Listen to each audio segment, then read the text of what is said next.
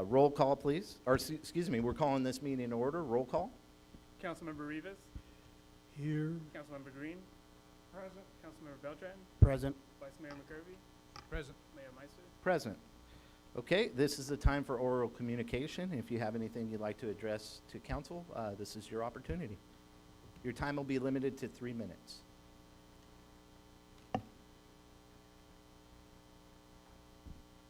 Good evening, Council.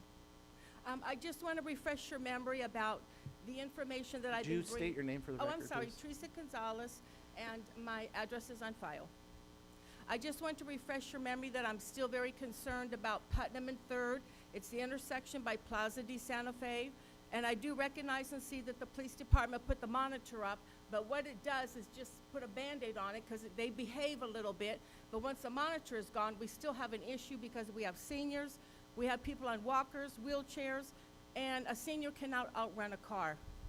And I have turned in information of just what I viewed as speeders, as the time and the date. I can do it again, but I just want to refresh your memory that we need some help in that area for the protection of the seniors and those that are disabled. Thank you, Ms. Gonzalez. Thank you.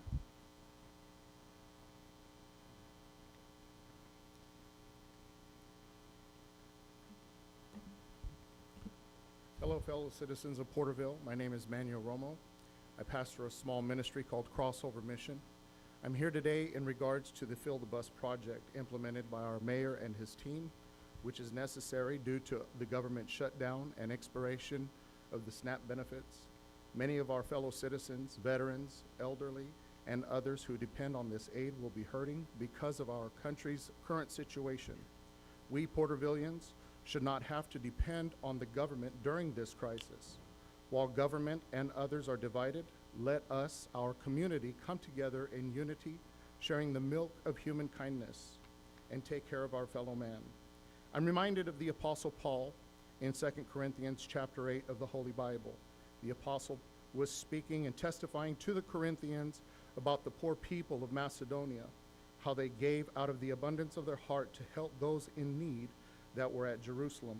The apostle knew their situation and refused their generosity, but they, with much entreaty, urged him because they wanted to be a part of the work, a part of his efforts in the work of God. Paul was also trying to stir up the Corinthians and inspire them, bringing them to life. I'm also reminded of the parable of our Lord and Savior Jesus Christ about the Good Samaritan, the traveler who was attacked, bleeding and dying on the Jericho road. He was passed by a priest, a Levite, but a Samaritan saw him and had compassion on him and saw to his needs. Let us who are able not overlook and pass by. I pray that we can learn from these examples given to us in God's holy word and support our mayor and his team in this effort to fill the bus. We are calling on every church, every business, every organization, and citizen of Porterville to come, support our community. Let us be the leading example to surrounding cities and communities in hopes that they too will rally together to support their communities. Let us not let violence and chaos break out here at home, but by our example and testimony, let a mighty revival of the love and compassion of Christ has given to us break out all across our great state. We're here today to present the city of Porterville with a check to kick it off for the amount of $300. This is our home. We are Porterville. We own it. Let's take care of it. God bless Porterville, and God bless America. Thank you for your time. Thank you, Pastor Romo. Thank you, sir. And if you would like to just present the city manager with that check, we thank you very much for doing this for our community. Great honor. Is there anyone else? Okay, we'll move on to city closed session. City manager. Thank you, Mayor, members of the council. We have 8 items on closed session tonight. The first one, Government Code Section 54956.8, conference with real property negotiators, property APN 269-050-063, also 269-050-064, and the last APN 269-050-065, agency negotiator Richard Tree, negotiating parties, City of Porterville and the State of California Department of General Services, Real Estate Division, under negotiation terms and price. Number 2, Government Code Section 54956.95, a liability claim, claimant Jesus Ortiz, agency claimed against City of Porterville. Item number 3, Government Code Section 54956.9D1, conference with the legal counsel, existing litigation, Gary Lee Sal Jr. versus City of Porterville et al., Tulare County Superior Court, case number VCU 313488. Item number 4, Government Code Section 54956.9D1, conference with legal counsel, existing litigation, Ponce versus Silva et al., Fresno Superior Court case number 24 CECG 03764. Item number 5, Government Code Section 54956.9D1, conference with legal counsel, existing litigation, Big Business LLC, a Delaware Limited Liability Corporation et al. Versus City of Porterville, Tulare County Superior Court case number PCU 327136. Number 6, Government Code Section 54956.9D1, conference with legal counsel, existing litigation, Nagel Earthworks versus S&B Sons Incorporated et al., Kern County Superior Court case number BCB-25-100-682. Moving along, number 7, Government Code Section 54956.9D2, conference with legal counsel, anticipated litigation, significant exposure to litigation, 2 cases. The first one case in which facts are not yet known to potential plaintiff, and number 2, letter from Attorney Brent McMangill dated October 2nd, 2025, and number 8, Government Code Section 54956.9D4, conference with legal counsel, anticipated litigation, initiation of litigation, 1 case. Okay, with that, we'll go into closed session and reconvene at 6:30.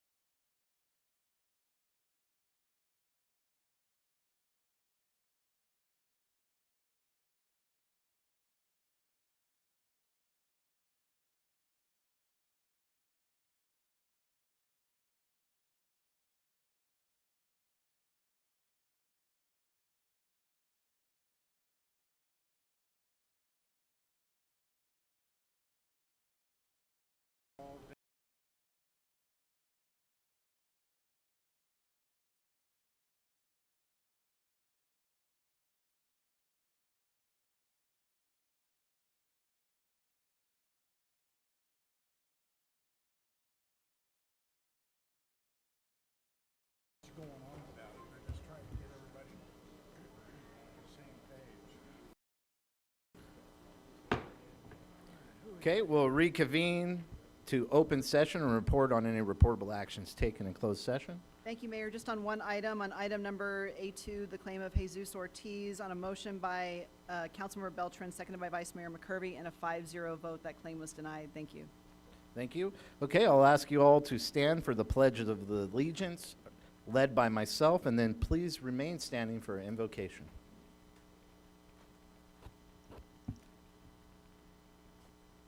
Salute. Pledge. I pledge allegiance to the flag of the United States of America and to the republic for which it stands, one nation, under God, indivisible, with liberty and justice for all.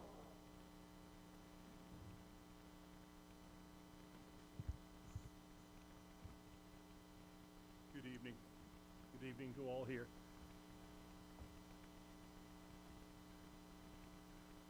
Dear Father, thank you. Thank you so much for this beautiful evening. We look out at that beautiful full moon and the artwork that you have done. Each day that has been so pleasant and so warm. Father, we thank you for each season in its turn as it comes and goes. Father, we thank you for the opportunity to be here as a free people, to express our thoughts, to share our mind, and to enjoy the free speech that we are so blessed with in this great country. Father, we thank you for America. We thank you for our flag. Father, we thank you for all citizens. And Father, we lift each other up as Americans, all different kinds of people gathered together. Father, we have an election that we participated in today, and all we ask, Father, is that no matter how this goes, people will have the spirit of love and peace, that both sides will be kind and courteous to one another. Father, we thank you for this opportunity to be able to vote. Father, we lift up our town. We have a good place to live. And we thank you for what we have here, our friends, our neighbors, our family. We ask, Father, that we can do the very best in providing a good life for them. Father, we ask that you will protect our children. Help us to participate in protecting our children. Father, when they're at school and when they're in an after-school program, Father, we just pray that they will be fine without harm or molestation of any kind. Father, we thank you once again for the freedoms that we have. Forgive us when we go astray. Forgive us when we are unkind. Where there is darkness, help us to be the light. Where there is anger, help us to be the kindness. Where there is despair, help us to be the hope. Where there is hate, help us to be the love. And Father, we once again thank you for all that you do for us and all that you give for us. You are great, Father. Even when people curse your name, even when people are just so angry and so unthankful, you are bigger than all of our problems. You are kind. You are gracious. You are forgiving and merciful, and we thank you for that. Be with us this night. Be with the city council. Be with all the good people to my left and to my right, and all the good people filling this chamber up tonight. And help us to have the spirit of love and truth and freedom. In Jesus' holy name we pray. Amen. Amen. Is there anyone else?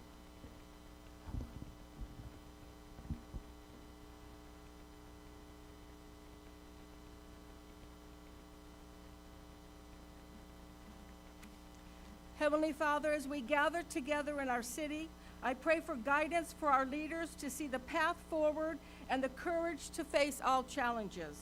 Grace to overcome any differences with understanding and compassion for all. May hatred be replaced by forgiveness and discord turned into mutual respect and cooperation. As our community works together towards unity, our city will flourish. At a time when division seems to be the norm, we are called to stand together as followers of Jesus Christ. King David wrote in Psalms 133, "How good and pleasant it is when God's people live and work together in unity." Unity enriches the atmosphere, much like oil leaves a fragrance in the air. Though the seasons change, we know that God is always for us and He is never against us. Instill a spirit of honor and respect for our children, for the disabled, the handicapped, and the seniors. Bless the wisdom of our leaders and the potential of our children, and inspire our community to create a city where generations are nurtured, protected, and valued, fostering care and unity for all residents. We pray for peace and protection on our streets and stability within the homes. May our children come to know the ways of the Lord so they not depart when they grow old. We want our seniors to be free and to feel supported and protected and cared about. Let this be a city that creates a place where the wisdom of age and the potential of our youth are celebrated and supported.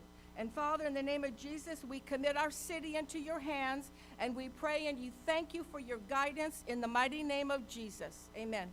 Amen. Anyone else? Please be seated.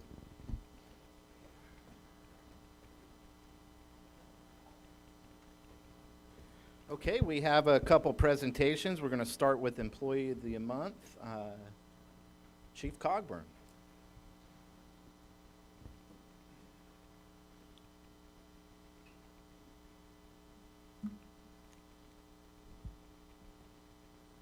Well, thank you, Mayor, Vice Mayor, and members of council.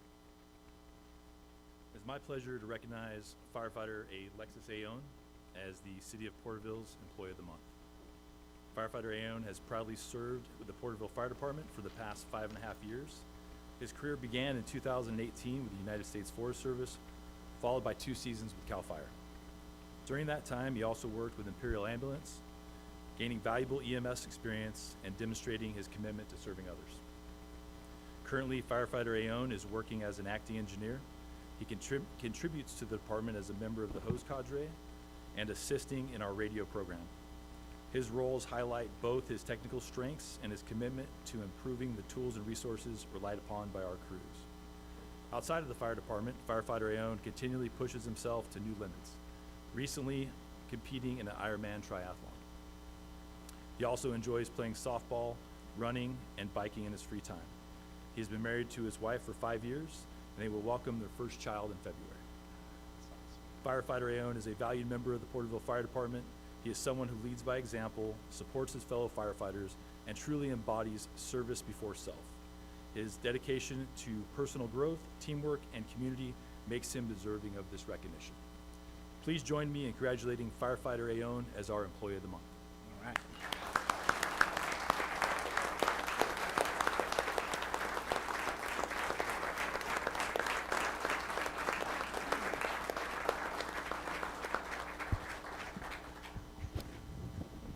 Hello, everyone. I want to start off by thanking everybody for taking the time out of their day to be here. My family, my amazing wife, my coworkers, chiefs, council, everybody. Your support means a lot to me. I am extremely honored to have been selected as the Employee of the Month. It feels good when your hard work is recognized. But if I'm being honest, a big reason why I work as hard as I do, or why I'm constantly trying to be better every day, is because of the people I'm surrounded by. My family at home, my family at work, their endless support just makes me want to be not only a better firefighter, but a better person. So, thank them. Great job. Alexis, will you give us a great honor of taking a picture? And I have a question for you, though.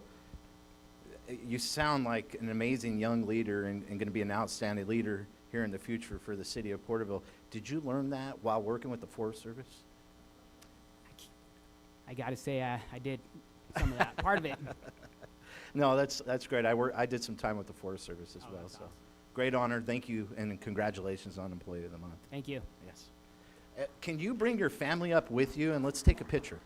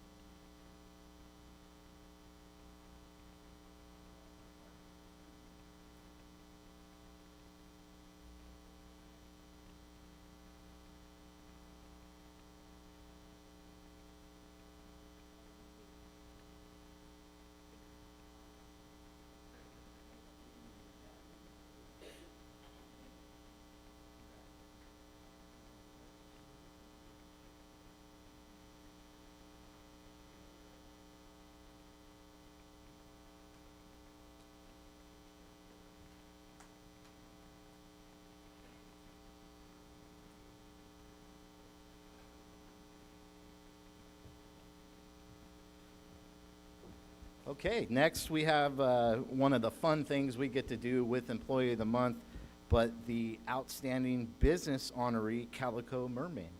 I didn't get the honor to meet Georgia and Richard Good, but are you here tonight? Could you come forward? Awesome. You know, unfortunately, I had an injury at work and I wasn't able to come, and Vice Mayor filled the void of my absence. But I just looking at your guys' resume, both teachers for many years, and then also a Navy veteran, proud Navy veteran. Thank you for both of your guys' service. And then it's amazing to see what you guys have done in our community over the last 14 years. And some things I really love is working with our youth, with our school districts, and then also doing quilts and dolls and handing them around the valley. And you guys have become pretty big, drawing people from all over the place right here to our little town, our community. And so it's really amazing to see small business owners like yourselves living the American dream right here in Porterville. So it's a great honor to have you here tonight. With that, I'll hand you off to our Community Development Director, Claudia. Go ahead, ma'am. Thank you. Good evening, everyone. And side note, he was my teacher in high school.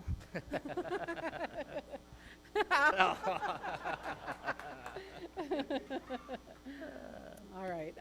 Since opening its doors in April 2011, Calico Mermaid Quilt and Fabric Shop has brought creativity, community, and connection to the heart of downtown Porterville. Owners Georgia and Richard Good turned their shared passion for quilting into a thriving small business that has become a cornerstone of Porterville's downtown and a shining example of local entrepreneurship and resilience. Located in one of Porterville's historic downtown buildings, once home to a beloved hardware and gift shop, Calico Mermaid carries on the legacy of community service in this cherished space. Their continued growth and dedication reflect their deep commitment to Porterville and its vibrant downtown. For 14 years, Calico Mermaid has offered far more than fabric and supplies. It has provided inspiration. Under Georgia's leadership, the shop has become a warm, welcoming space where creativity flourishes, friendships form, and skills are shared. A lifelong Porterville resident and a retired educator of 38 years, Georgia infuses her teaching spirit into every aspect of the business. Her husband Richard, a proud Navy veteran, supports operations and community events, making Calico Mermaid a true family-run success story. The shop proudly employs local residents, strengthens the downtown economy, and attracts visitors from across California. Its annual quilting retreat at Saigon draw participants from as far as Washington State. So this generates tourism dollars for local hotels, restaurants, and small businesses, a clear example of how creativity fuels economic growth. Calico Mermaid's generosity is stitched into everything they do. They partner with Porterville Quilters on the Cradle Quilt Project, providing handmade quilts to children in need across the Central Valley. Their community impact also extends through high school internships, athletic sponsorships, and the support of the Porterville Fair. Recognized as a 2024 Sheepreneur of Porterville honoree, Georgia's leadership continues to inspire. Calico Mermaid embodies what makes Porterville special, a small business with big hearts, rooted in creativity, history, and community spirit. Georgia stated, "We love being part of the downtown community." For their creativity, resilience, and lasting contributions to Porterville's people and prosperity, please join us in congratulating Calico Mermaid Quilt and Fabric Shop on being named a 2025 Outstanding Business Honoree.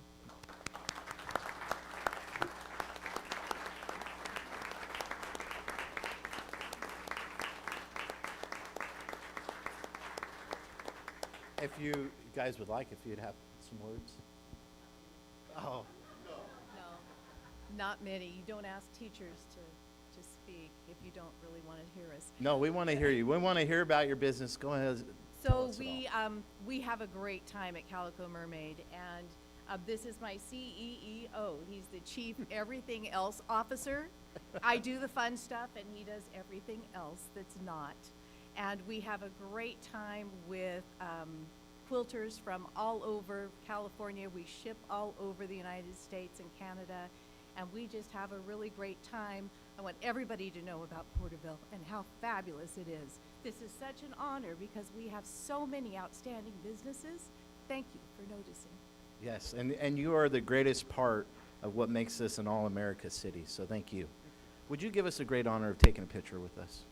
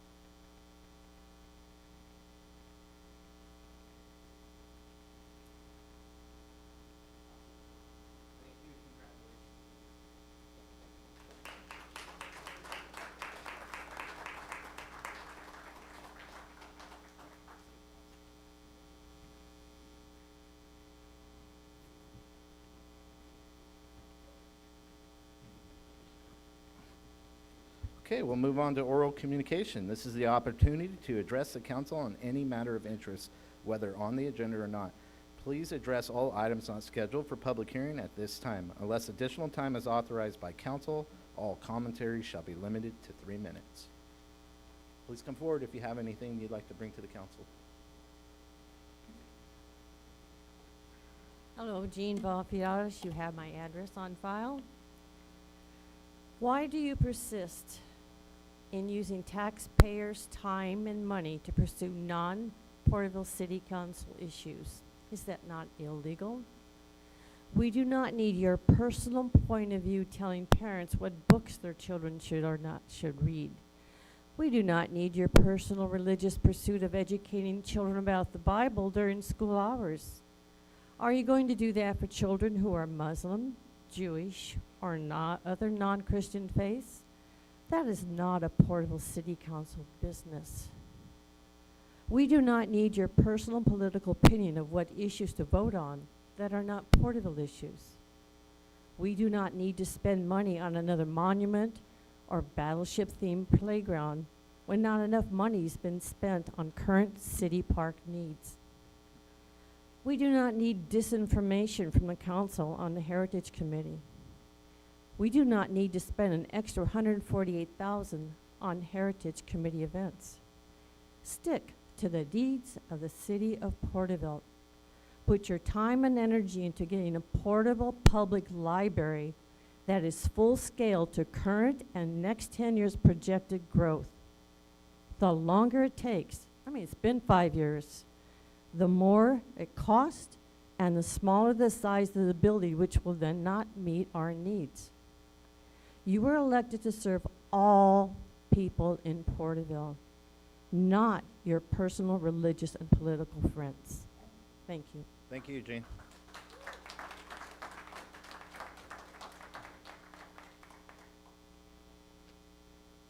Good evening, Primavera Menars, Interim President at Porterville College, Mayor, Vice Mayor, members of the council. At Porterville College, we're proud to be the community's college. We are re-engaging with the community with events and activities, and the college is a place where dreams we can try to make come true for students, and where students find purpose, and where education opens doors to good jobs and a better future. We know transportation plays a big role in that success. Many of our students already spend between $25 to $50 a week just getting to class, which is a heavy cost for those working hard to make ends meet. That's why we're so grateful for the city's review of the bus routes and the options you developed. After looking closely at the proposals, Porterville College would like to support Route 4. It offers the best balance of frequency, coverage, and affordability, helping students get to campus safely and consistently without adding financial strain. Some pros of Route 4 are shortest wait time and most direct service to Porterville College, which is approximately 45 minutes. Proven ridership corridor that previously sustained consistent use. Restores access for low-income, disabled, and first-generation students who made up a majority of a portion of a survey that we conducted. 52 respondents of the students relied on Route 4 as their main mode of travel. And about 107 students requested weekday coverage Monday through Thursday with early morning service between 6 a.m. and 9 a.m. Over 130 respondents live within the 10-mile city core service by Concept 4, and it directly addresses themes of safety, predictability, and reliable access. As we move forward, Porterville College will focus on ridership from the student's perspective. I know that was a concern, but we were looking at different options to try to increase that ridership from the students. And we want to work closely in partnership. I do also want to state, it's been a pleasure working with your team. We worked on multiple projects, roads, and so forth. But in short, we would like to support Concept 4 with the strongest path forward to restore access, safety, and stability for our students and the broader Porterville community. Thank you. Primavera.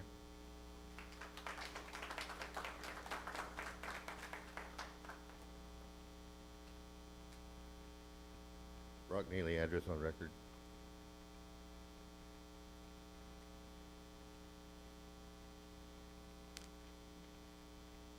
What you're receiving here is the Fourth Circuit. You don't want to read a court opinion? I don't know. I read it every day. You sure? This came out yesterday. I doubt if you've even seen it. This is the Fourth Circuit court opinion on the Huntington Beach voter ID law.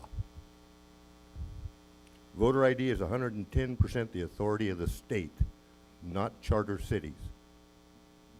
A lot of the stuff in the filings by Huntington Beach, in filing their lawsuits and their amicus briefs, they left out some important precedent. The Fourth Circuit brought that precedent back into the decision.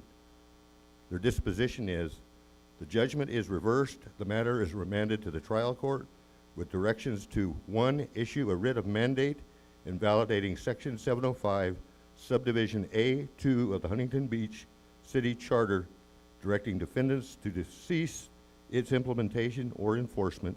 2, enter a permanent injunction barring defendants from implementing or enforcing Section 705, Subdivision A2 of the Huntington Beach City Charter, and 3, issue a declaratory judgment that Section 705, Subdivision A2 of the Huntington Beach City Charter is preempted by and violates California law. Plaintiffs shall recover costs on appeal. And trust me, they don't have a mayor and vice mayor that's going to override that court costs like here.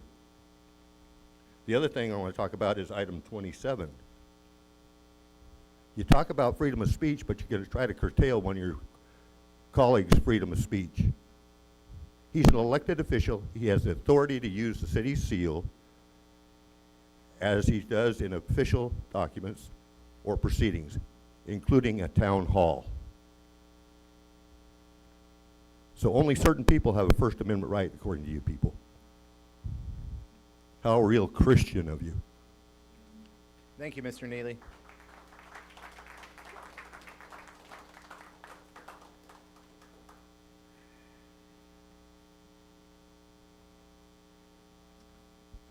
Karen Anderson.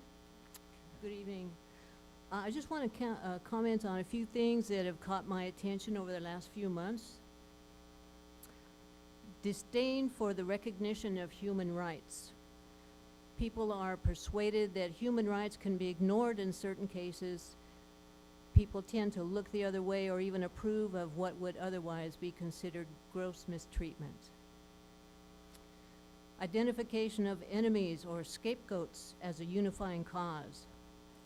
People are rallied into unifying over the need to eliminate a perceived common threat or foe, such as racial minorities, ethnic minorities, or religious minorities, creating an us versus them mentality. Supremacy of the military. Even when there are widespread domestic problems, the military is given a disproportionate amount of government funding, and the domestic agenda is neglected. Traditional gender roles are made rigid. Opposition to abortion is high, as is homophobia and anti-gay legislation and national policy. Controlled mass media. Sometimes the media is controlled by the government, but in other cases the media is indirectly controlled by government regulation or sympathetic media spokespeople and executives. Censorship is very common. Religion and government are intertwined. Use of the most common religion in the nation as a tool to manipulate public opinion. Religious rhetoric and terminology are common from government leaders, even when the major tenets of the religion are diametrically opposed to the government's policies or actions. Corporate power is protected. The industrial and business aristocracy often are the ones who put the government leader into power, creating a mutually beneficial business/government relationship and power elite. Disdain for intellectuals and the arts.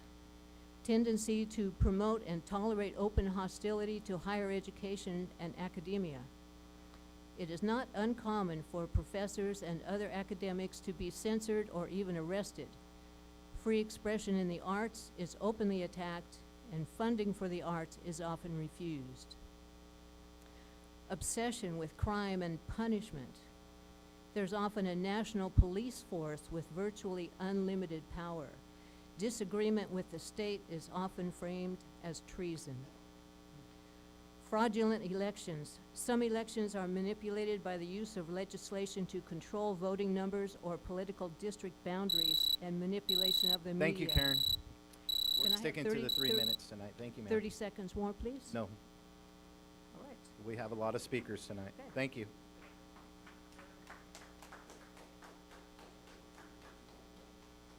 Diane Wagner, I have a couple questions. Councilmember Rivas, you asked the council to delay choosing a bus route because you personally decided to follow behind city buses to figure out the best route yourself. Yet the route you came up with now takes 60 to 80 minutes compared to the 45-minute route in Concept 4 and the 30-minute route in Concept 5 recommended by professionals. So I have to ask, why would this council on a 4-to-1 vote ignore the experts? Transportation professionals who have all the data, ridership numbers, stop frequency, points of interest, and efficiency analysis, and were hired for a reason. Instead, this council chose a route that makes riders wait longer and adds no measurable value.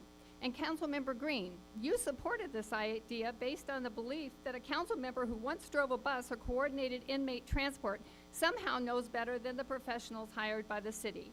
With all due respect, that's not expertise, that's nostalgia.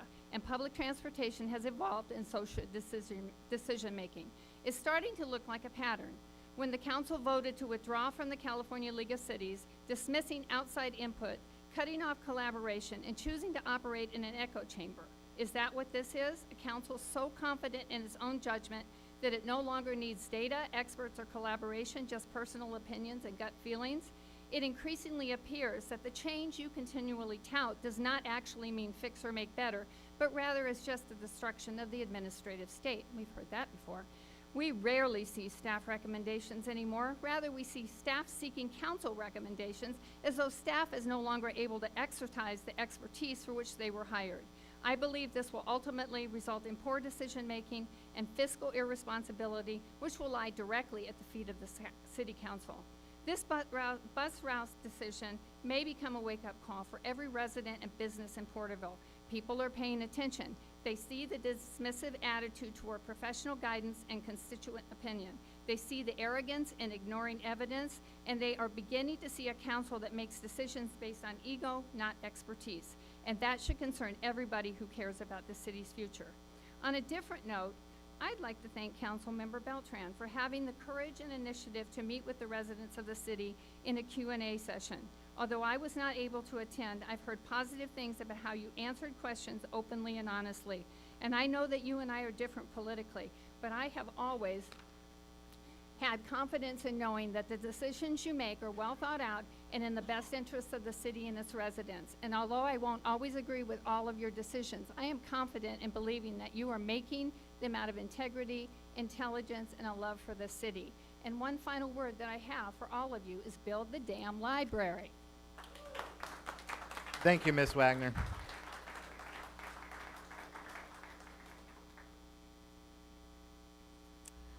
Good evening, council members. I'm Rhonda Weiland, a resident of Springville, and I really appreciate the chance to speak. I am speaking to you as a woman, as evidenced by my birth certificate, which I brought with me just in case I needed to use the restroom. As someone who has been groped multiple times by strangers, as someone who's been kidnapped by a serial rapist, I know a thing about the need for safe spaces. Proponents claim the Principles of Individual Liberty Ordinance is about safety, when it instead puts people under scrutiny in the most private of spaces. It creates a false sense of safety and encourages people to police other people's bodies. I encourage the public to look at the facts. Statistics tell us that women and children are more at risk in their own homes, more at risk with trusted adults, and more at risk in crowded spaces. Statistics tell us that public restrooms are safer than almost any other public space. With this ordinance, as Jim Reeves said, it will then become common to see people who look like men walking into the women's restroom. And this will be because you'll be requiring them to. People with full beards and mustaches will now use the restroom alongside little girls and women if their birth certificate says they were born female. And I believe that if every transgender person used the restroom on their birth certificate, the majority of the citizens would be here tonight asking for that to change ASAP. I'm not sure how much of the public's money you plan on setting aside for the lawsuits to begin, and it's going to be expensive as you pay for people to sue the state in your effort to change or circumvent state law. People will get hurt. And the city will also have lawsuits from Porterville citizens who've been hurt by their own community members. we'll need to know a few more things. Will people pay the fines even though the ordinance violates state law? Who is going to be policing the restrooms? And do we all need to carry our birth certificates?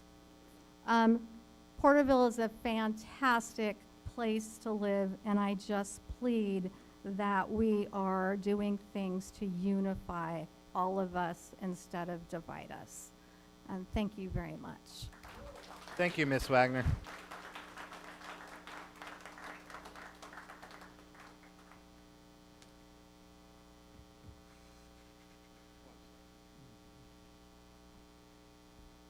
Hello, my name is Marina Chavez, address 1006 North Verdugo Drive. I'm the executive director at Valley Adult Day Services, and I just wanted to thank the council and the city of Porterville for their support over the last few months. A thank you for the grant we received from the city, the community nonprofit grant, and also your support for the proclamation request that we put in for this month for National Family Caregivers Month, to bring awareness and appreciation for one of the toughest unpaid jobs out there. And I'm also inviting the council and the community to our caregiver resource fair. That's this Saturday from 10 to 2 at Valley Adult Day Services, 227 East Oak Avenue. Thank you. Thank you, Ms. Chavez.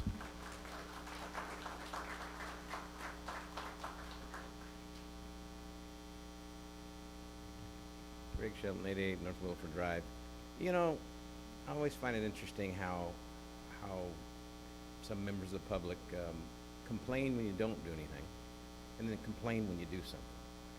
Mr. Rivas went out, spent much of his free time trying to find a route that would be equitable to everybody, and instead, oh, it's no good. We got to go with the authority, with all the experts. Really? Because a lot of these experts, you know, have opinions that a lot of people here don't agree with. And so I think it's funny that it's like, well, gee, this expert says this, expert says that. I don't know, who better than someone here who lives in this town, who drives these streets, who's driven a bus before, to look at it.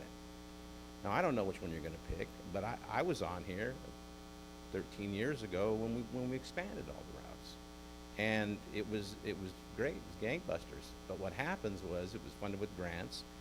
Grants go away, and now you've got to figure a way to make it work. I think this council's done a pretty good job of trying to figure a way to make it work with the finite amount of resources that they have. So again, I don't like it when people say, "Oh, we've got authorities." You know, everybody here, don't listen to staff. You know, listen to staff. I get confused. Now, on Saturday I went to Mr. Beltran's event, and it was interesting. I enjoyed it. We got in a little debate, him and I think it was a good little thing. I'm thinking we should do some more of them, maybe some kind of Charlie Kirk event or something like that, some kind of theme that I'd love to see that, you know, because it gets to be just the one side complaining about the other side, and I'd like to see a little more. I don't know. I would put one on. I'd put one in debate Mr. Beltran. But anyway, it was a good event, and Ray was very kind, and with everybody that was there, me included. So I don't know what the drama over that is. Let's have another one. Thank you for your time. Thank you, Mr. Shelton. Okay, I'm not seeing anyone else. We'll move on to reports. Okay, this is the time for all staff informational reports. We all had an opportunity to look at the reports. Is there any questions for staff on these reports? No? Okay. All right, we'll move on to consent calendar. All consent calendar items are considered routine and will be enacted in one motion. There will be no separate discussion of these matters unless a request is made, in which event the item will be removed from the consent calendar. All items removed from the consent calendar for further discussion will be heard at the end of scheduled matters. How does council want to go forward?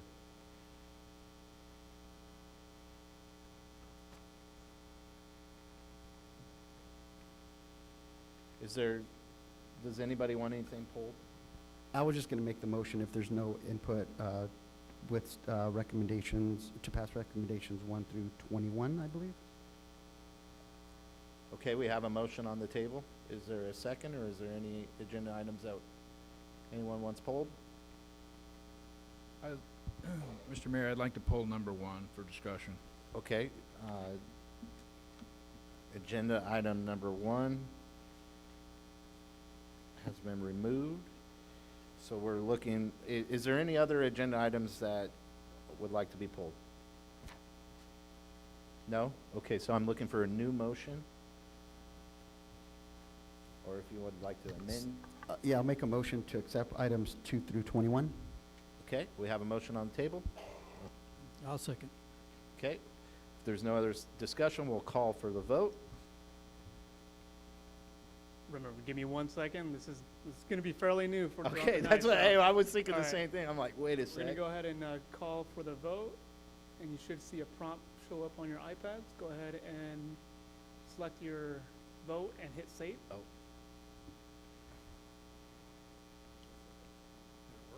You gotta press save. Yeah, looks like we're still missing council member. And we are good. We're good. Passes 5-0. Okay, I like that. All right, we will move on to our first public hearing. City Manager. Thank you, Mayor, members of the council. We have one public hearing tonight. It's for the adoption of the 2025 California Fire Code. I've discussed this item with Chief Cogburn, and he's in agreement that we will have our fire marshal provide the staff report. Clayton?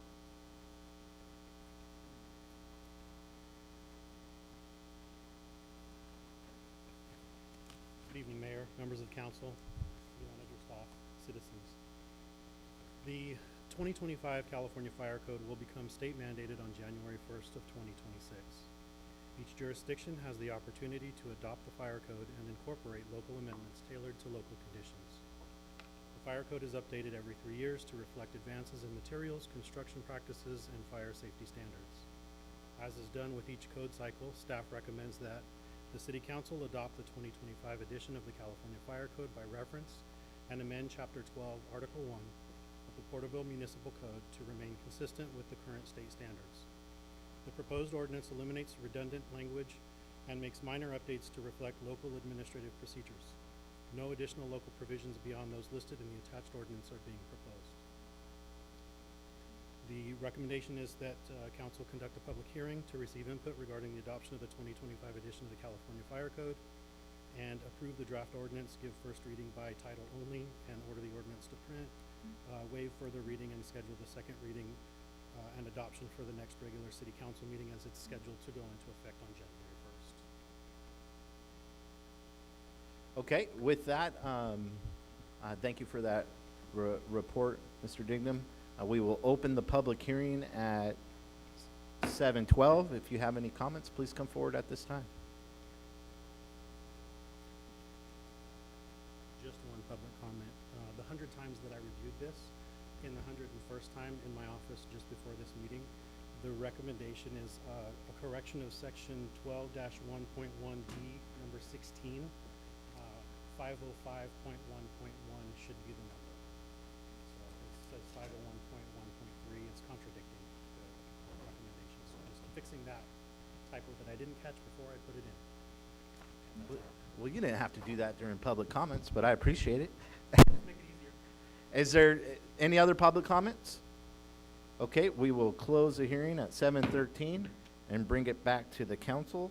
Does council have any questions?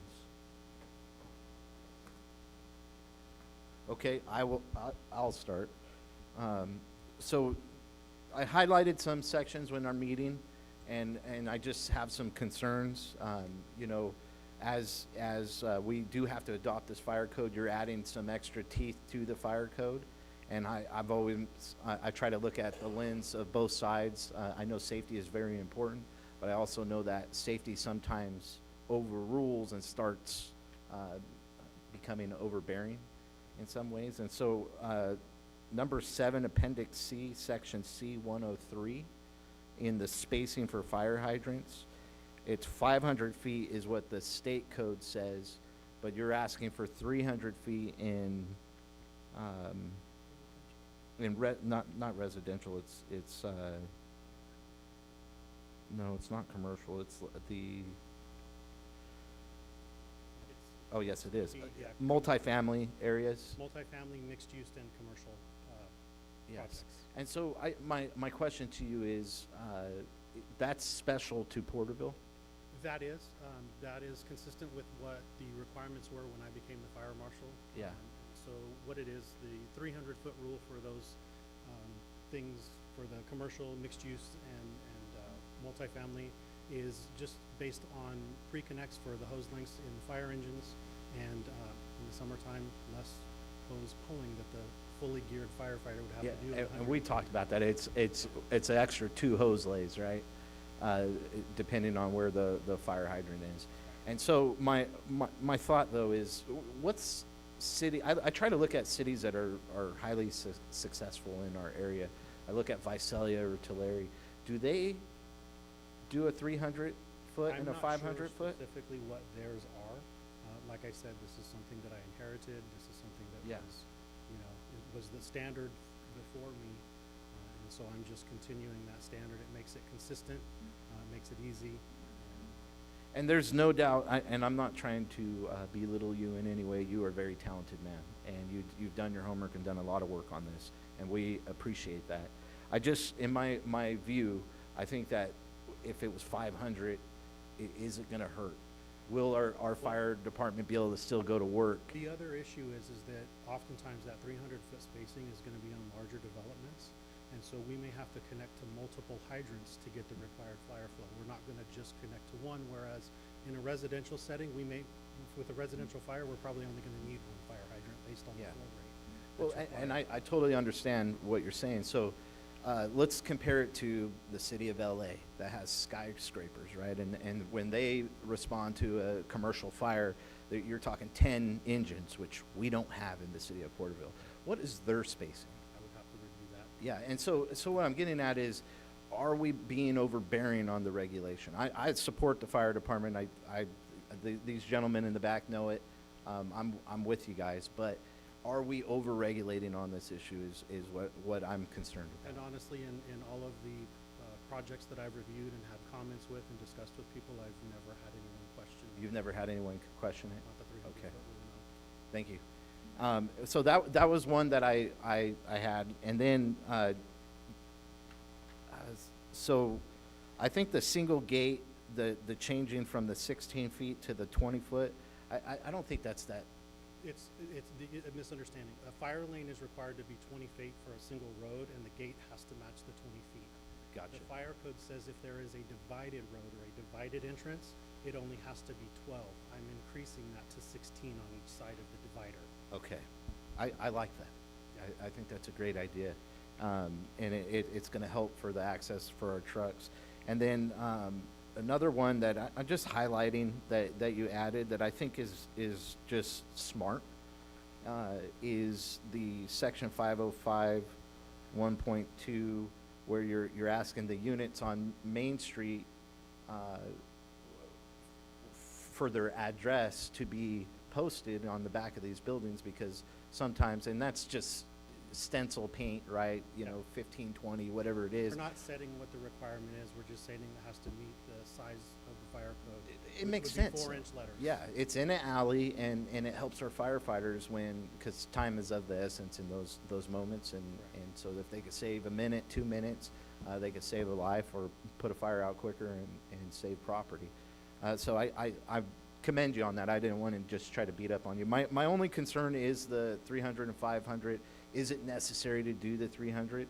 I wouldn't mind. I don't know if there's a way we could just table that one and go forward with everything else. We would have to bring it back and re-amend the whole thing if we did that. Okay, and we'd have to do a public hearing We'd again. have to do the whole thing, yeah. Okay. So does the council have any other questions or?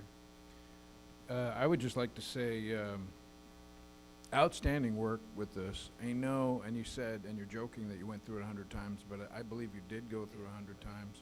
We used to have a similar challenge with the regular federal code and the international code, and it was, and it's strange for me to say this because I don't like a lot of international codes, but in the international code book for Marine, we found that it greatly simplified the process.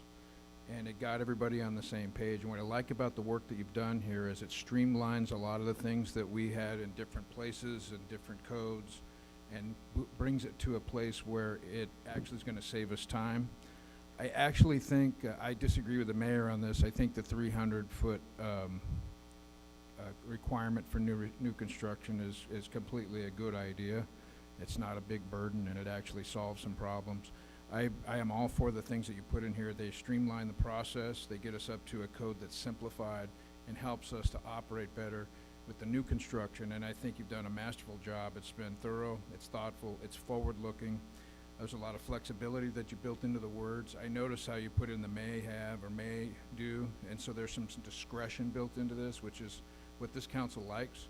We like to be able to deregulate, we like to be able to streamline, and we like to be able to have some flexibility in that code so the professionals in our organization can do their job without having to be beholden to the letter of the policy. So great job with that. And I'm all for moving this forward. I'd make a motion to move it forward as is, and that's where I would leave it. So we have a motion on the table. Councilman Rivas? Yeah, I have just two questions, sir. Can you explain to the audience in regards to what are the lengths of those hoses? So the pre-connects are gonna be well, Chief, do you wanna speak to that? Yeah, so the pre-connect or the hose that we fight fire with Yes, sir. off the pre-connect is 150 feet. 150 feet. So if we extended the 300, it would be advantageous to that on your 150 length hoses that you more have to have more connections and so on and so forth to reach the destination. Yeah, so there's a difference between our attack hose and our supply hose. Yeah. So our attack hose is the cross lay at 150 feet. Yes, sir. We have a hose bed with hundreds and hundreds of feet Yes, sir. of supply hose that we can make an extended lay from a hydrant. I see. The longer the lay, the more time consuming it is. But we do have the capability for longer lays. One more question. Explain in detail the reason why the 13 feet or 12 feet to 16 feet. Is it because the fire trucks are more larger, or for that? Explain to the audience, so that way they can get a Yeah, as we've seen over understanding the from years, a professional. fire trucks are getting heavier, they're getting longer, they're getting wider. Just as an example, if we were to take the ladder truck out and set it up in a 12-foot opening, if we had to deploy in that location, the guys would be tripping over the outriggers sticking out. You know, there would only be a few feet on either side that they could function. So giving them more space to move in the event that they have to deploy in that location, because that may be the only option when they arrive. Okay, I have no more. I'll turn that back to you, sir. Okay.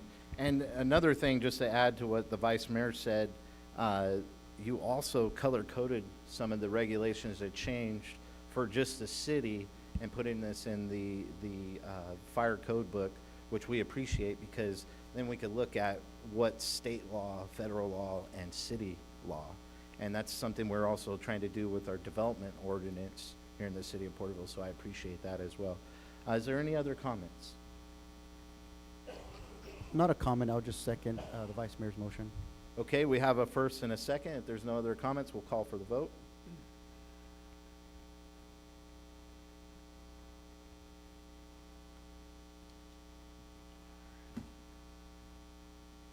Fernando, mine never popped up.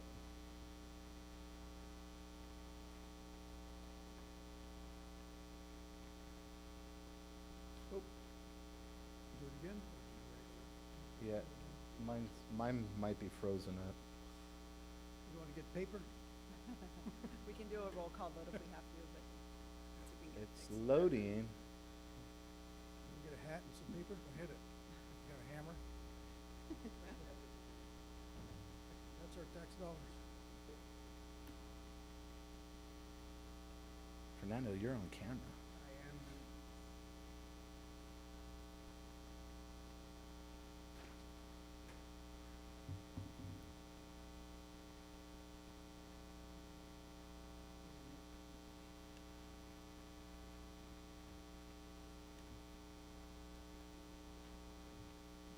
Okay, go ahead and vote again. Do I need to revote? Yeah, revote.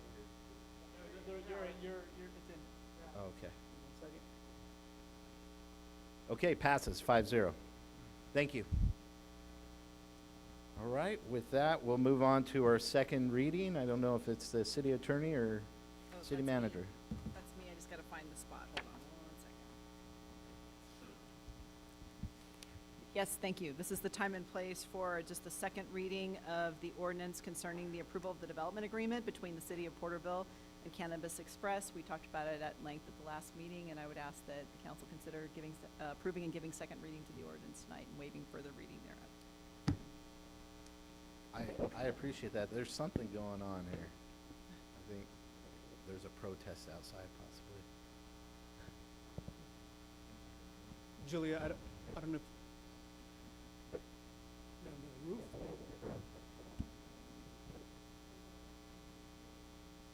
Is that our air conditioner? No way. Sounded like somebody's bass, like on the street or something. I don't know. That's just Oh, what I wow. Somebody's pumping waves down there. I like Drums it. are- No, please. We got it handled? All right.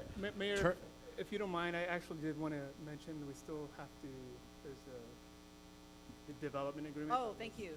Sorry about that. We jumped ahead. We need to do the first reading of the other Oh, of the ordinance. public hearing. Can we do that one real quick? So Yes. you guys approved it. I will read the by title No, only. wait, Fernando's saying no. No, there was an exhibit that was inadvertently not Oh, attached yeah. to the ordinance, which was the actual development agreement that we unfortunately did not put in this item. It's an insert. Insert, correct. Okay. So if you would like, I can go ahead and give that to the council and put some in the back for the public as well. Yes.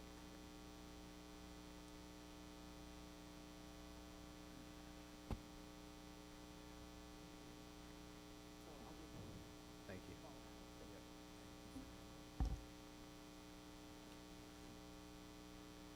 That's okay. Okay, city attorney? Okay. So with that, well, I'm gonna do, I'll go back. So we're gonna do this one first. We do need to go back and do the first reading, but I'll do them all together once you guys approve this. So with tonight is the night just to approve the second reading, now that you've got the full item in front of you. Okay. That yeah. Do we, Like to consider a motion, that would be great. okay, there's your motion, I second it. Did you make the motion? Okay. Can we get a verification of the motion in a second? I'm sorry. Councilman Beltran made the motion, I second it. Got it? Got it. I hit save.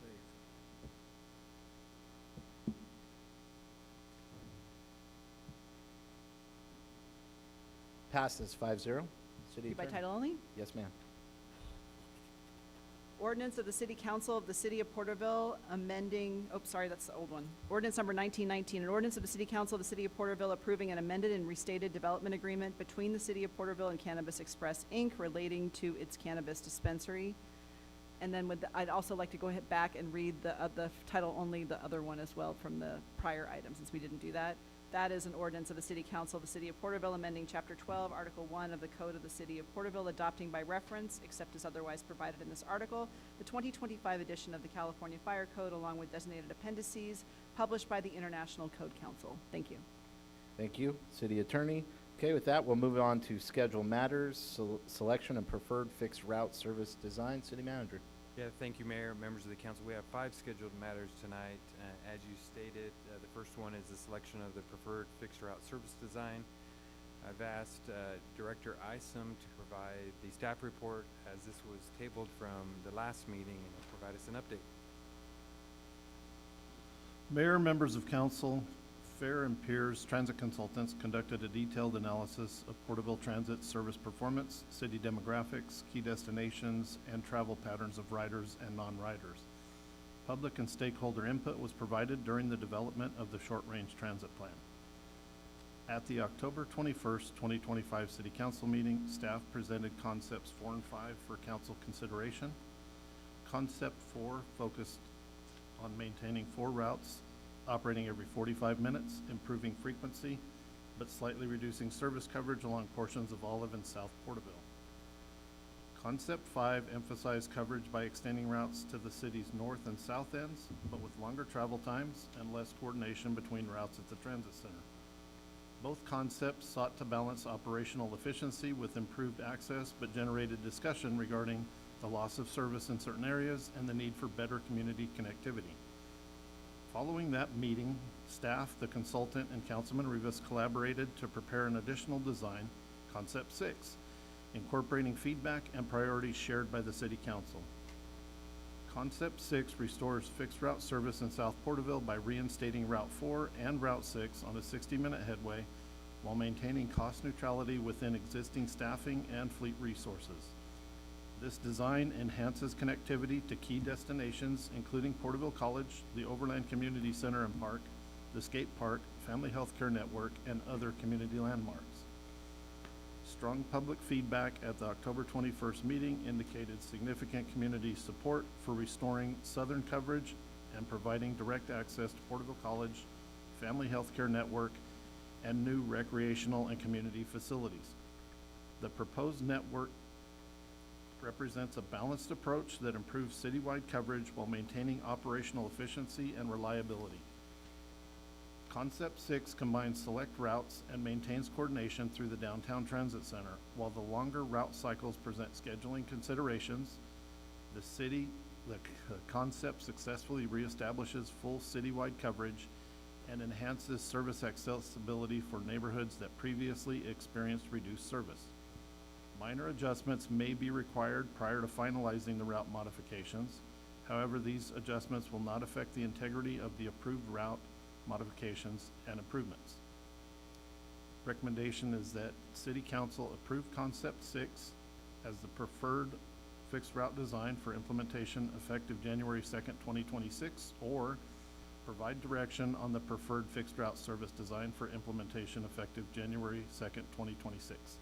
Happy to answer any questions. Thank you. So we'll bring it back to council. Councilman Rivas, you've led on this. I'll let you go ahead and open, sir. You know, I don't know what you guys have been heard about this Concept 4 and Concept 5, but, you know, I was not just a bus driver. I was an instructor. I was a vehicle maintenance officer for the state of California.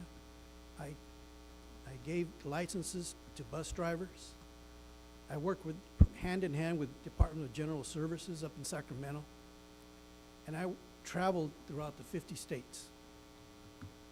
And I maintained $1 million budget in regards to buses, fleets, and vehicles, along with equipment and transportation costs. So it's not an ego thing. It's about the common sense thing of saving money for the city and for the taxpayers. Concept 6, you have to drive these buses so they won't break down, because these buses need to be run, not idled. And that's why I proposed this, because it's more cost efficient and cost effective. The data of the ride sharing is going to be 13 to 30%. It might be a little bit in regards to travel, but in the long run, it'll be cost effective. And the maintenance will be very minimal. And it'll save the vehicles as they keep on producing the ride sharing.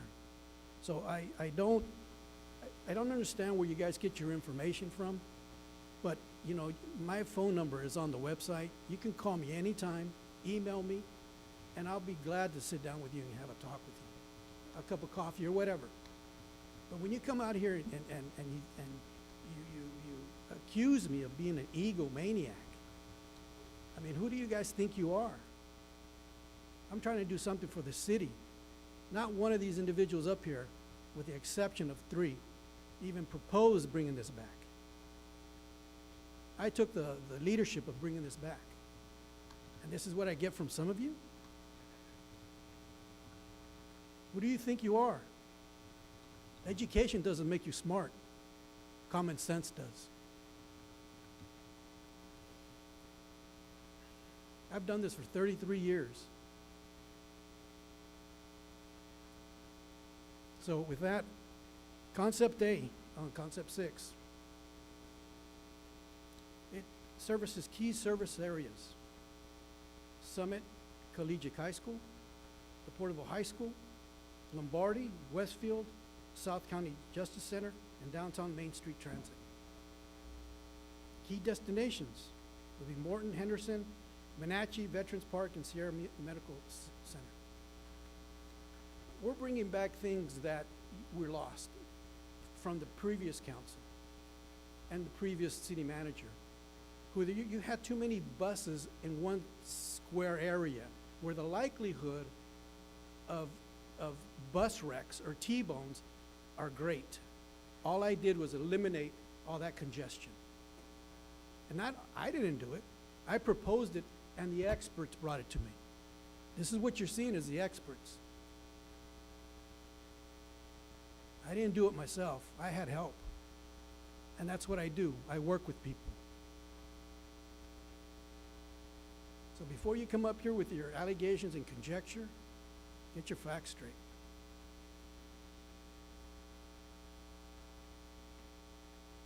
And with that, I turn that over to you. All right. Okay, with that, is Councilman Beltran, do you have any comments? I think I would go back just to the original maps that we got and the concepts. I still like 4 the best. My only input on that is I like the concept 6 that Councilman Rivas was working on because it did bring back to Family Health Care Network that I got a lot of data on that it's pretty vital for individuals. Finding out that they see 480 patients a day. Yep. So it's pretty vital. They have a pharmacy there and some other stuff.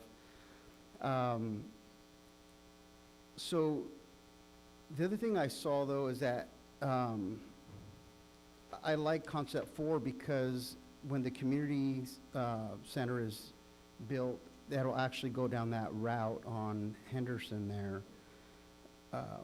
The other thing, the only caveat, and what's really neat is these aren't permanent. We could come back in 2 months, 3 months, and adjust as needed.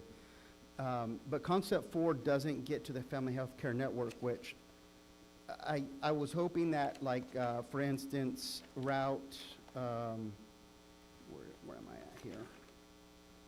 D.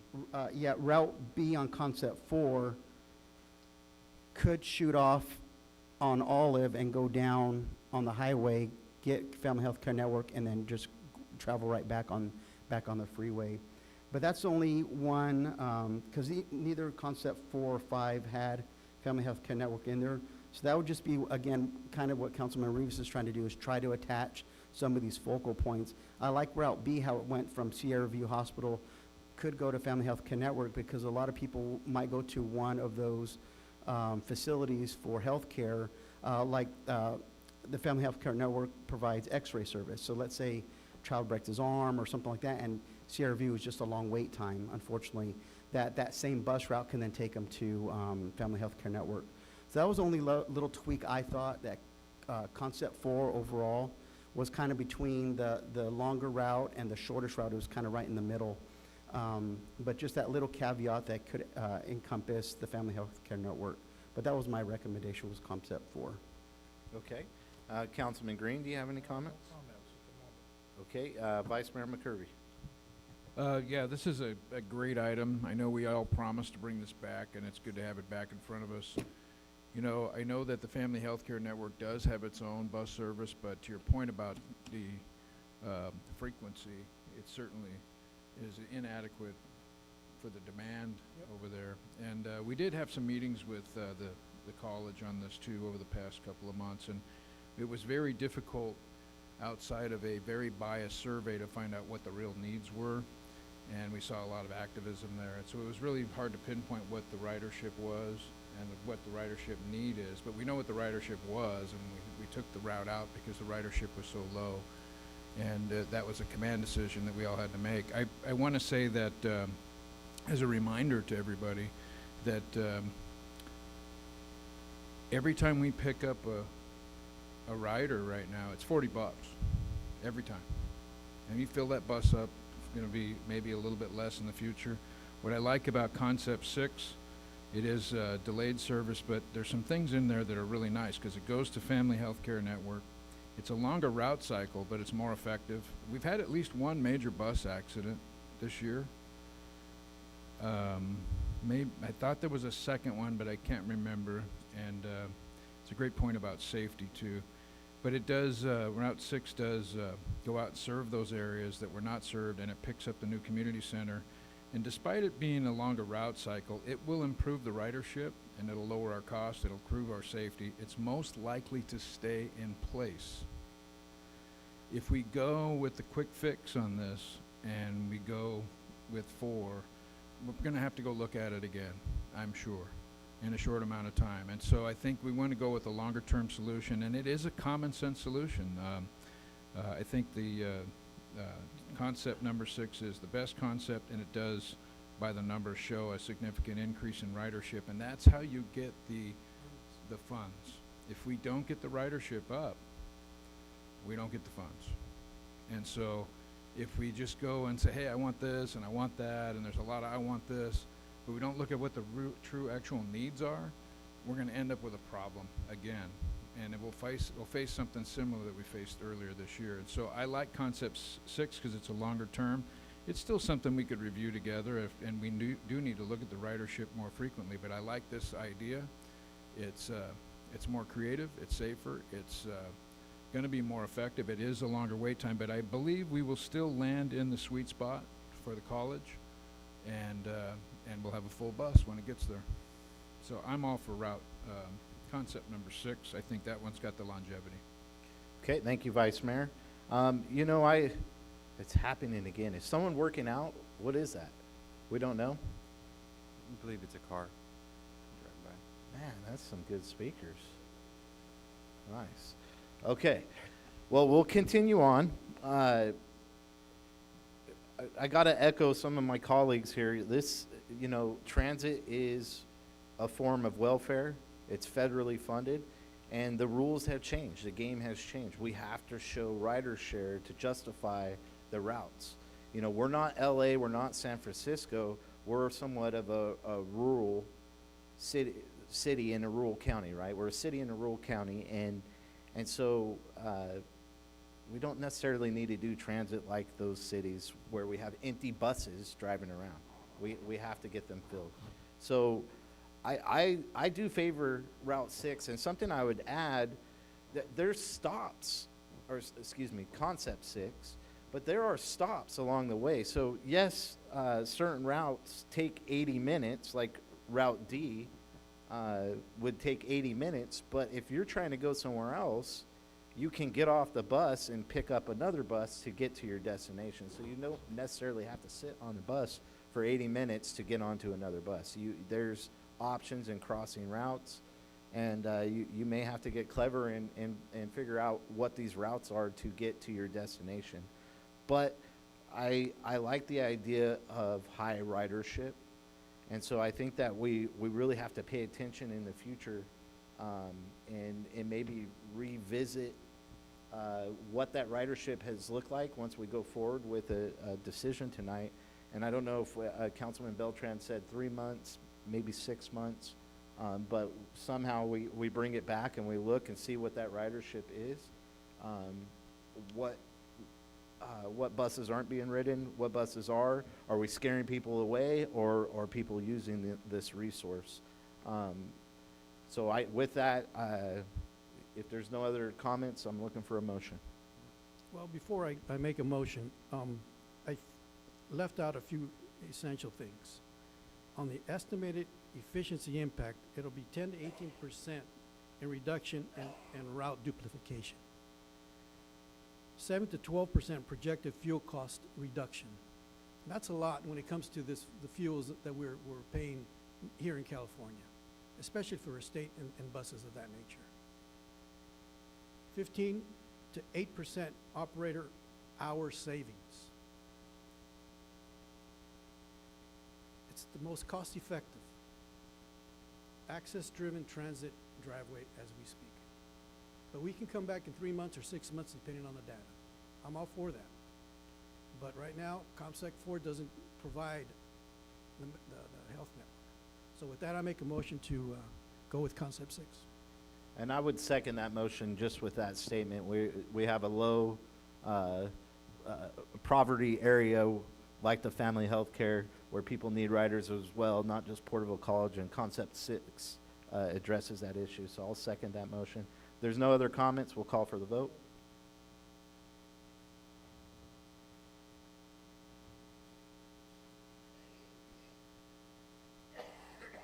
Passes 4-1. Okay, moving on to schedule matter number 25. City Manager. Thank you, Mayor, members of the council. This item is for the authorization of a monthly American flag replacement and ceremonial distribution program. At the October 21st meeting, Councilman Beltran requested that an item be placed on the agenda to authorize a monthly replacement of the American flag displayed in front of City Hall. The intent of the program is to maintain a dignified display of the flag while also creating opportunities to present retired flags during city-sponsored events that celebrate civic pride and community service. Under the proposed program, a new flag will be raised on or near the first business day of each month, beginning December.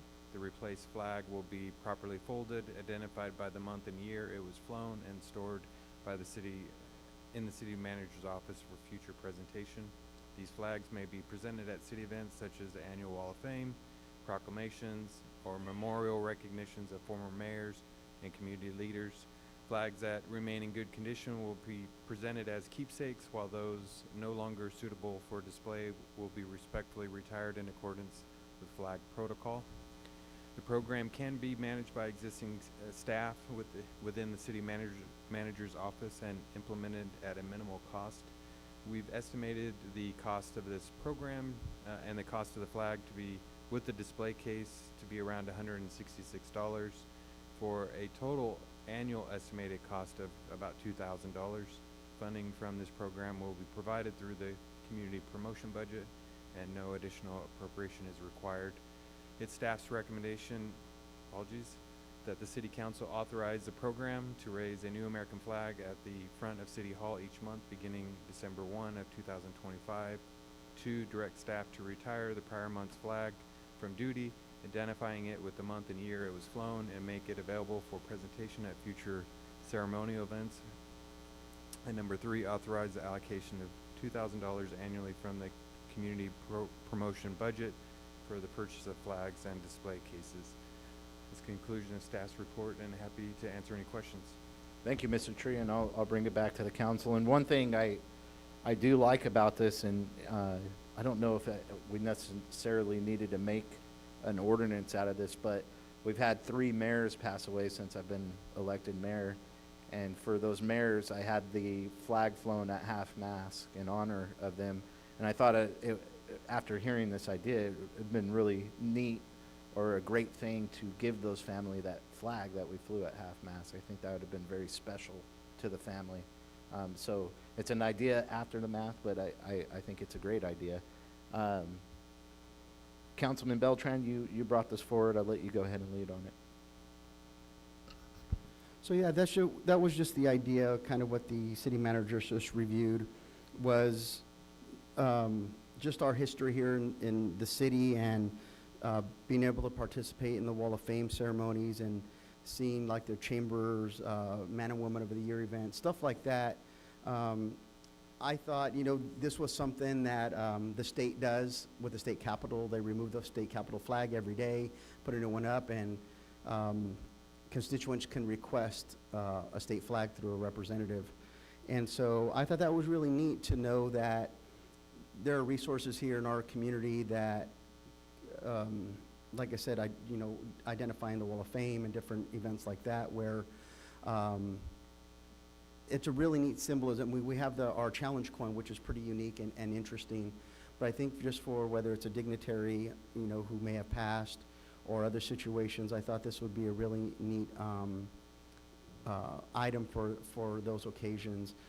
And kind of to your point, we assume we might have 12 every year, but due to, like, let's say for December, if it's a lot of rain and different issues, some of them may be damaged or might not be suitable for presentation. Some people might like that, the wear and tear. I mean, I'm nostalgic that way. But anyhow, so it just gives us 12 every year for an option for those types of events. I don't know if there's any other ideas that the council members would like to put on as a priority. Mine would have been the Wall of Fame inductees, and then secondly would probably be any passing of mayors, and then possibly the third was unfortunately how we had firefighters or anybody of first responders or anybody in service that something like that was to occur. And then probably fourthly to the chamber awards for Man and Woman of the Year. So that would be, kind of be the priority, and then kind of work down that list. If you guys have any thoughts on that, I'd love to hear those. So that's all for now. Thank you, Mr. Beltran. Councilman Rivas, do you have any comments? Yeah. Now, I know this is just a talking point, or are we going along with going to vote on this to go through, or are we just Well, filling the area? if we allocate money, the taxpayers' funds, then we'd have to make a motion, Okay. I imagine. But if you want legal advice, you're more than welcome to ask. Yeah, I'd recommend that if you guys do want to move forward, if the council wants to move forward with this, that we also authorize sort of the parameters upon which you'd want the program established. We'd probably bring back a resolution with a policy. It doesn't need to be an ordinance, but I think it'd be good to have a form. That way we know when it's appropriate to provide the under what the parameters are for, gifting a flag. Could it be under the cannabis? Because that was a community beneficiary. There's a part to that component from the So- cannabis funds. Right, we could utilize similar Yeah. provisions, but we need direction from the council though, so we know what that looks like. Okay, Well, Councilman Rivas? yeah, I like the idea. I wasn't here at the last council meeting. I had a family emergency, but, this is not something taken lightly in regards to flag etiquette. I've been to 2 academies, and those academies, you don't, there's a certain way you raise it, and there's a certain way you bring it down. I don't think we have the staff trained to do that in a military proper manner. And if we don't, I think we should have them trained and service to do that. So, but have we reached out to the local veterans to see what they think about it, or maybe they can be part of that in regards to raising down the flag? I wonder if, just to add input, I wonder if our fire department's honor guard is, Well, then, okay, then that right there would be perfect. So, and then, the specific on the location of where to store these flags have to be in a prestigious area where there's no damage, there's no moisture, because there's a certain way, as you know, to fold those flags. It ain't a laughing matter. I mean, I take this very seriously, and I like the presentation that Mr. Beltran is doing, but I just hate to think that or hear that one day somebody is not really taking it seriously when they're bringing down that flag or when they're raising the flag, and have a concern, because that is a stigma of what City of Porterville is doing, because we are a veteran-based community. We support our veterans, and I would hate anybody to mess around with that flag. That's just my input. So with that, as long as there's proper etiquette and a few things, I'll move forward with this idea. So okay. with that, Vice Mayor McCurby? Yeah, I have a few comments. I had the pleasure of speaking at the Bells Across America, and the military academy was there, and they did that procedure, and they went through line by line, and they taught everyone how that works and how important that is, that it's done in that certain way, and it's ceremonial. It takes 3 people to do it. It's a very important ceremony, and that's flag code. So we can't just say, hey, we're going to go do something with the flag. We got to follow the flag code. And the parameters, as we honor the flag, I don't think that this should be put on our Parks and Leisure or our fire department as an additional duty. We've already got limited resources. I mean, I would like to see us do something like this, but maybe it's in partnership with the military academy. Maybe it's in partnership with someone else. I am reluctant to just say, let's go and put this burden on our fire department that might know how to do this, but with the limited resources. And to Councilman Rivas' point about the flag code, there's a lot of, the flag code's at least 2 or 3 pages long. There's a lot in there that we have to, for storage and all those things. I think the frequency is questionable. Maybe, we could talk about the frequency also. Maybe it's only quarterly and not every month like they do at the state capitol because of just the volume of flags. And then I think there's also something else that's very important in the flag code too, and it's that when you give a flag, it can only go to certain places. And I think this might fit that because it's for a public official with the intent of it, yeah. Well, So I think we're okay, but there's a certain set of things that you have to do to make sure those flags are taken care of. Well, and Councilman Beltran has mentioned the Wall of Honor members, and then I think you said the Man and Woman of the Year for the chamber event, so that's kind of outside of the elected official. That doesn't meet the criteria, I think. So we gotta be careful. I love the idea. I think as we flesh out the parameters, I think it would be great if we partner with the military academy or someone else so the burden doesn't become a city burden. We could buy the flags. Just an idea. That's my thoughts. Okay. Thank you, Vice Mayor. Councilman Green, do you have any comments? Yeah, no, I think Ed well, I maybe have just one small one, but I think Ed said a mouthful there. And I think the only issue I had was the frequency of once a month presenting this flag to whomever it may be each month. That kind of waters down the soup a little bit. You know, then it becomes like everybody's getting a trophy. Getting a participation trophy. So that was the only comment I had. And I think a good point, Vice Mayor, is like every 3 months or quarterly, biannually, something like that. So I'm finished. Okay, so just listening the consensus of this body, it sounds like we're in support of something going forward. It's just the concerns on how we handle the flag. I personally support the fire department being the ones to pull it down and fold it. I know they are very talented. I've seen them in work, and I think it's something that wouldn't be too heavy of a burden for them to do. I don't know how lenient we go on handing out the city flag.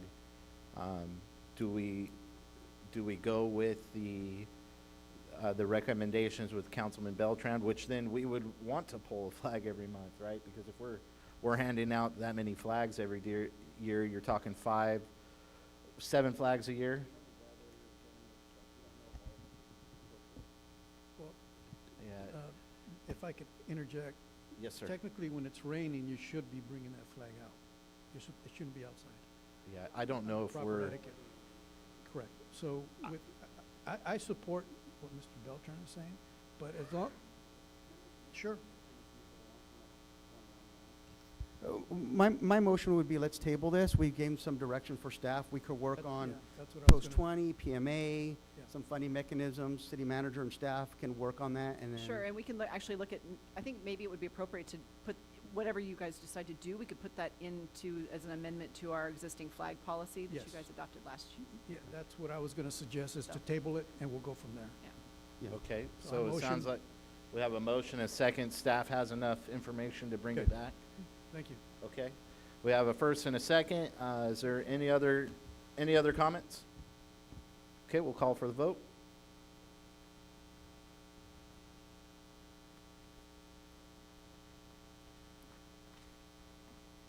Someone has to hit save. There it is. Passes 5-0. Okay, moving on to schedule matter number 26. City manager. Thank you, Mayor, members of the council. This is an item authorizing the Stuff the Bus Community Food Drive event. It's at the request of the mayor. Staff proposes implementation of the Stuff the Bus Community Food Drive to support local families in need during the holiday season. The event is intended to bring the community together to collect food and essential household items for residents experiencing hardship, while encouraging citywide participation in the spirit of giving. If approved, the Transportation Department will coordinate the use of a portable transit bus as a mobile donation site. The bus will be stationed at local grocery stores on weekends throughout the holiday season to collect non-perishable food items, baby supplies, pet food, and other household essentials for community members. To further expand the campaign, the fire department and police department will partner to host a complimentary Stuff the Truck event. This joint effort will allow each department to engage directly with residents, enhance public visibility, and increase overall community participation. Staff will collaborate with local grocery stores, community organizations, and food pantries to promote the event and distribute collected items to households in need. Promotion will include social media announcements, city website updates, and direct community outreach. The cost of the event will be funded through the community promotion program. It's really minimal. It's just staff time driving the vehicle out to the parking lot at the grocery store.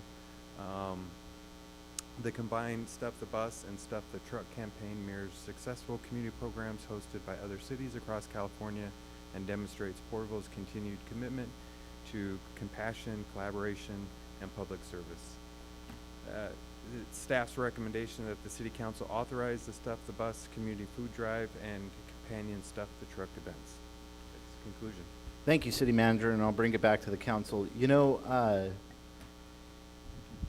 our society is very politically charged these days, and with the federal shutdown and some of the our poverty community with the possibility of losing SNAP funds and cash aid, I thought it was wise to meet with our city manager and assistant city manager and see what our plan was here in the city of Porterville if riots started happening or people were hungry. What's our game plan? What's the police department's game plan?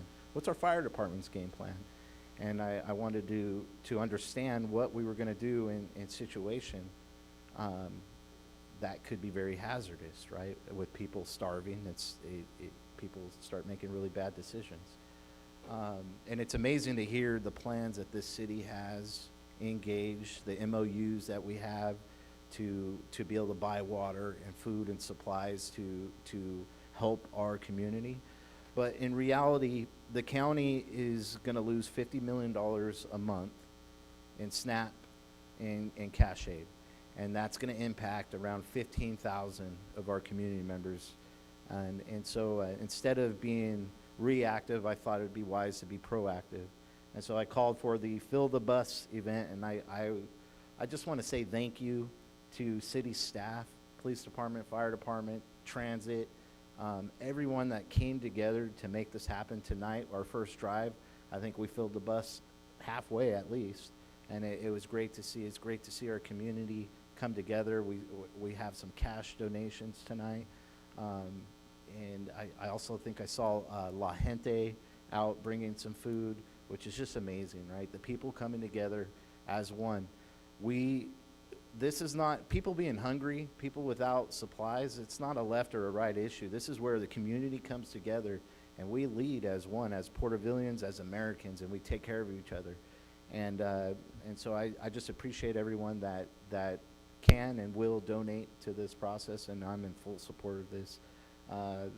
Vice Mayor McCurvey, do you have any comments?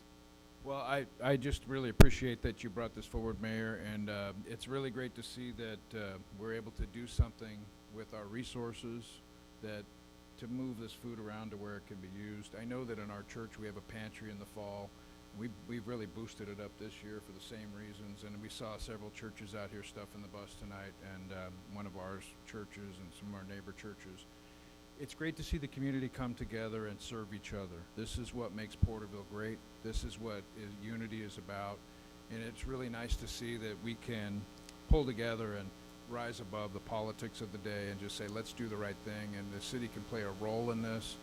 We have the ability to use our buses and our contacts and facilitate filling up the food banks around town and even maybe distributing. So I think that depending on the severity of what happens that's outside of our control, we should consider, being ready to modify this, and maybe, whether it just goes through Thanksgiving or maybe it goes on to Christmas or goes in a different direction, we can come back and whatever the need of the city is, I think we should be able to modify to meet that need. And I just really excited to see that we're able to just stay calm, help each other out, love our neighbors, and pull together and do what's right. And this is not much different than it would be in a flood or a fire or one of those other emergencies, in my view. It's just something that you do. And I appreciate everyone bringing this forward, and I am really very supportive of this. Thank you.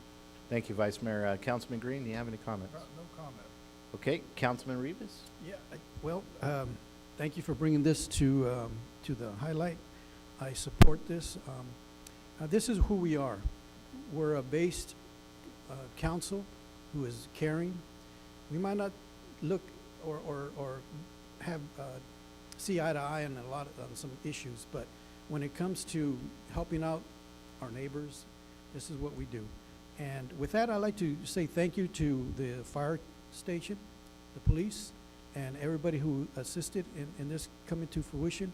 And I appreciate everybody that maintaining, and hopefully we can get this going with more food drives in the near future, or because, you know, we have to help out our stakeholders. We really do. So with that, if there ain't nobody else going to make anything, I'm going to make a motion to go to staff recommendations. Okay, we have a motion. Councilman Beltran, do you have any comments? I was just curious, and I know we're still working on this, but have we identified who the benefactors will be as far as the food pantries, or who we're going to be giving this to? I was going to amend Councilman's motion for some direction in that space. I think that the St. Anne's Food Pantry would be a great place to start. I think we raised some food and funds tonight that we could donate to them, but that would be the direction I'd like to take this. So that would probably be like the first benefactor, and then if this, depending on how they're doing, if they have an overflow or they have enough, we can look at a second. Well, I know that St. Anne's Food Pantry takes care of a lot of clubs in town when they do have that overflow. Correct. And they've been proven in doing so, and so that's why really I support giving it all to them, because they give to Kiwanis, they give to other programs in the community. So I think it's a one-stop, and then they could dish it out from there, in my opinion. But if you guys would like to go a different direction, I'm open. No, that's a great. I've worked with them for probably 20 years, and yeah, you're right. That's what they do. But it was interesting today when I was trying to get information again from Family Health Co Network. I didn't know they have a food pantry too. It's so interesting when you engage with people, like, oh, we have something similar to different churches, and so no, I would support that action if that's going to be if these are going to go to. The only other thing I would say, if people do not have the funds to donate, the other thing is volunteers. They give out on Wednesdays and Thursdays. They're on, I think it's Harrison Street, I believe, or no, sorry, Wallace. To look them up, Google Maps, Google their name, and find out their hours of operations, because they could really use some muscle. I know a lot of people, are retired and say, they have availability, but they really need some strong backs over there and trucks. I was there last week on another matter, and they're older individuals, and so if you go to the gym on a Wednesday and Thursday to go work out, I suggest maybe stop by there and get not just a body workout, but a heart workout. Once you go and you see the faces that you're serving, it's hard to not come back and continue to support stuff like that. So thank you, Mayor, for that direction, if that's where it's going. The only other question I have is, once the buses are taken to these different locations, who's going to monitor the bus? Is it us? Is it the employee staff, a volunteer? Yeah, there'll be staff with each of the city vehicles. Buses. Yeah. So we'll as this becomes or is unveiled, we'll have a time frame of when this will be open and available. Okay. Yeah. That was pretty much all. Thank you. Yeah, and just to talk about the political charge, I posted this on Facebook, and I put a 6:30 time, so I'm hoping that more people came during this council meeting and dropped off food. But I had 750 likes on Facebook and almost 300 shares, and I tried sharing it on Porterville FYI, but unfortunately they did not share it. And I know Councilman Beltran, you're one of the administrators on there. Is there a reason you didn't support it? I'm not on there. I'm too busy to be on there daily, so I don't always. I have other administrators that watch that. We've got a lot of complaints about that. There's actually a spam one that really no one we look at very often, and a lot of things, unfortunately, people get mad because it goes to the spam one. But if it hasn't, I'll check into it and see. Yeah. So another thing I'd like to also say thank you to the Porterville Recorder for putting a post out as well. And covering it, as we get the word out, I think we should work together, and as some say from this dais, put Porterville over the politics, and let's come together and let's raise the food and let's give it to our community that's in need. We have a motion. Can you amend that motion? I'm going to amend it, and I'm going to say, before I made the motion, I was wrong. I thought things like this were already, where it was going to be the beneficiary. So I amended. When I'm wrong, I admit I'm wrong. So with that, I re-motion it to go to St. Anne's, and next time I will ask questions in Okay. regards to that. And you know what else is amazing on the agenda tonight? St. Anne's is celebrating a centennial, 100 years of having that school in our community. So it's really neat. I've asked Mr. Tree if we could do something special for them, maybe the next council meeting. But awesome, we have a first. I will second that motion. Is there any other comments? Okay, we'll call for the vote.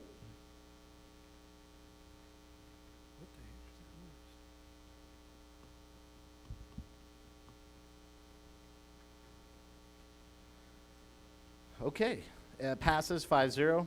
I have a bad habit, Fernando, of wanting to look at that board.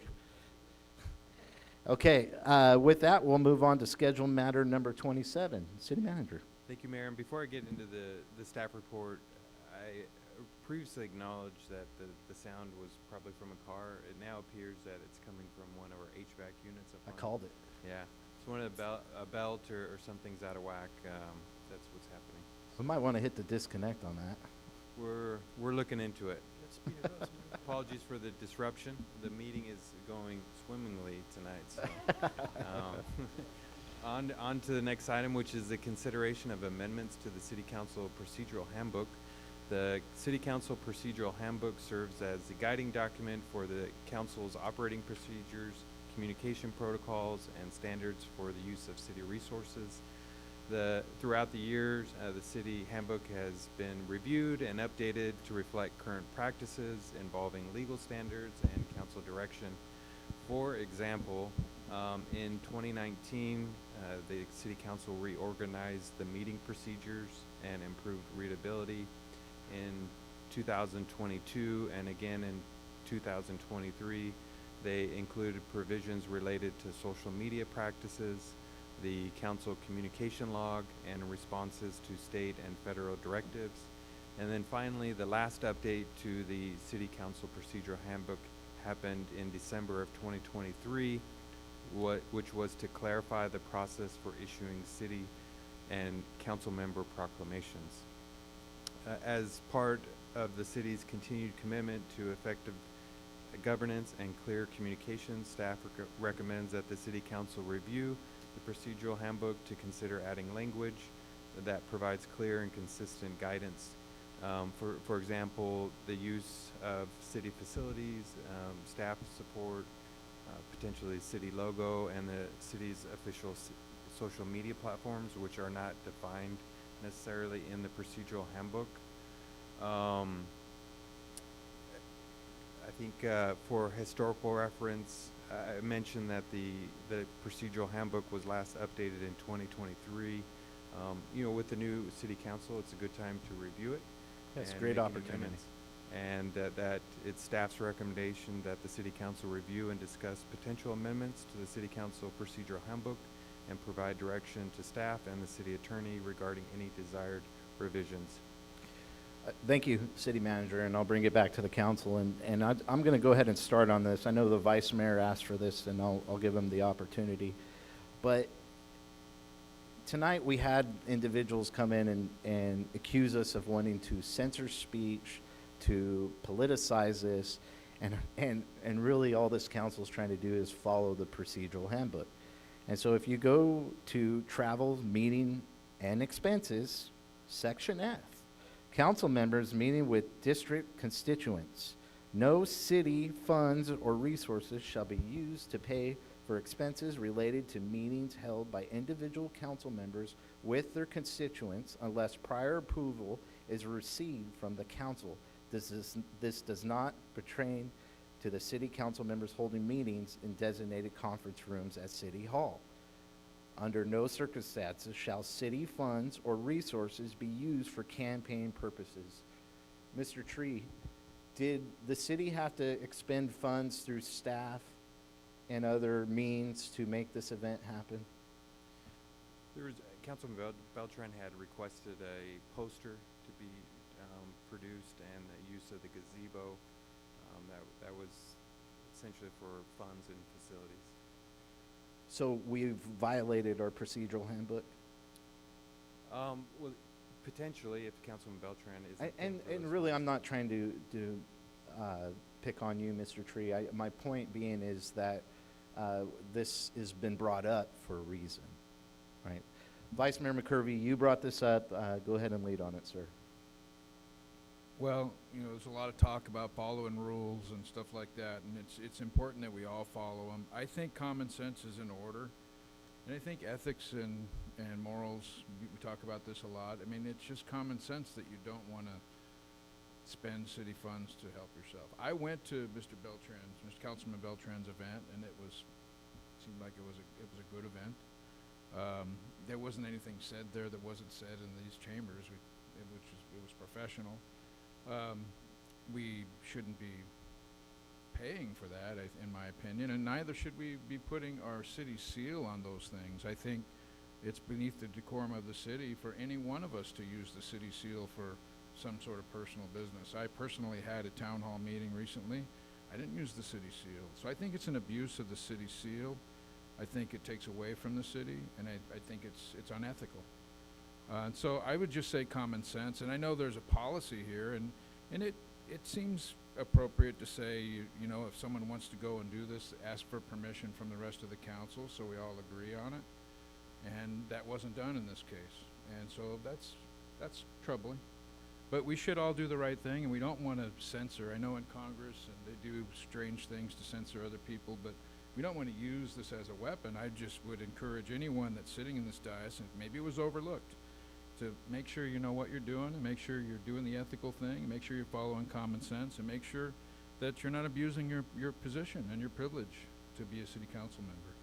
That's my opinion on this, and I really think that we should adhere to that. But at this point, I mean, as long as it's not abused, I think, you know, everybody's entitled to a bite at the apple, so to speak, and everybody makes mistakes. And so if we want to have forgiveness, we have to give forgiveness, but we really need to follow the policies. And I would strongly urge the city staff to push back, or at least point back to the city council so that we can make these decisions in the future.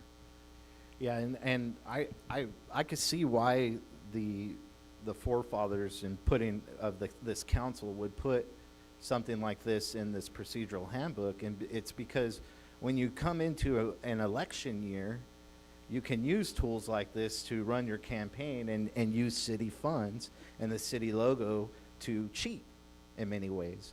And so that's why I imagine they put this rule in, because someone abused it in the past. And so I appreciate your comments there, Vice Mayor.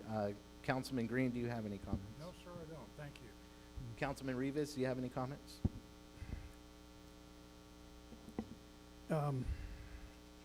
I echo a lot of what the Vice Mayor and the Mayor has said. There's a reason why we have policy, and there's rules. I don't know what transpired with the Q&A with Mr. Beltran, and it's none of my business, but there's a reason why we have a procedural handbook. And the reason being is public trust. If we lose that public trust and use it for a personal agenda, then you're no better off than serving this, being up here on this diocese. And this is what happens when you start, and this is from the Porterville Procedural Handbook, and it states, the city of Porterville actually doesn't allow its seal or logo to be used for personal events or anything that might look as an official endorsement or for a Q&A session, unless it goes to the proper channels of the city council. By the staff allowing this, you broke your own rules. Me personally, when I was an officer out there, we had a code of conduct, and we followed it to the T, or else you would get fired. This could definitely raise public concerns or look like a misuse of city branding. In short, it's something that might lead to public mistrust and formal concern. And that's not what we're here for. If you want to go out there and do your Q&A, do it on your own merit. Don't use city logos or funds or equipment. And then you get people out there that like to inflame the situation and entice people to do their bidding.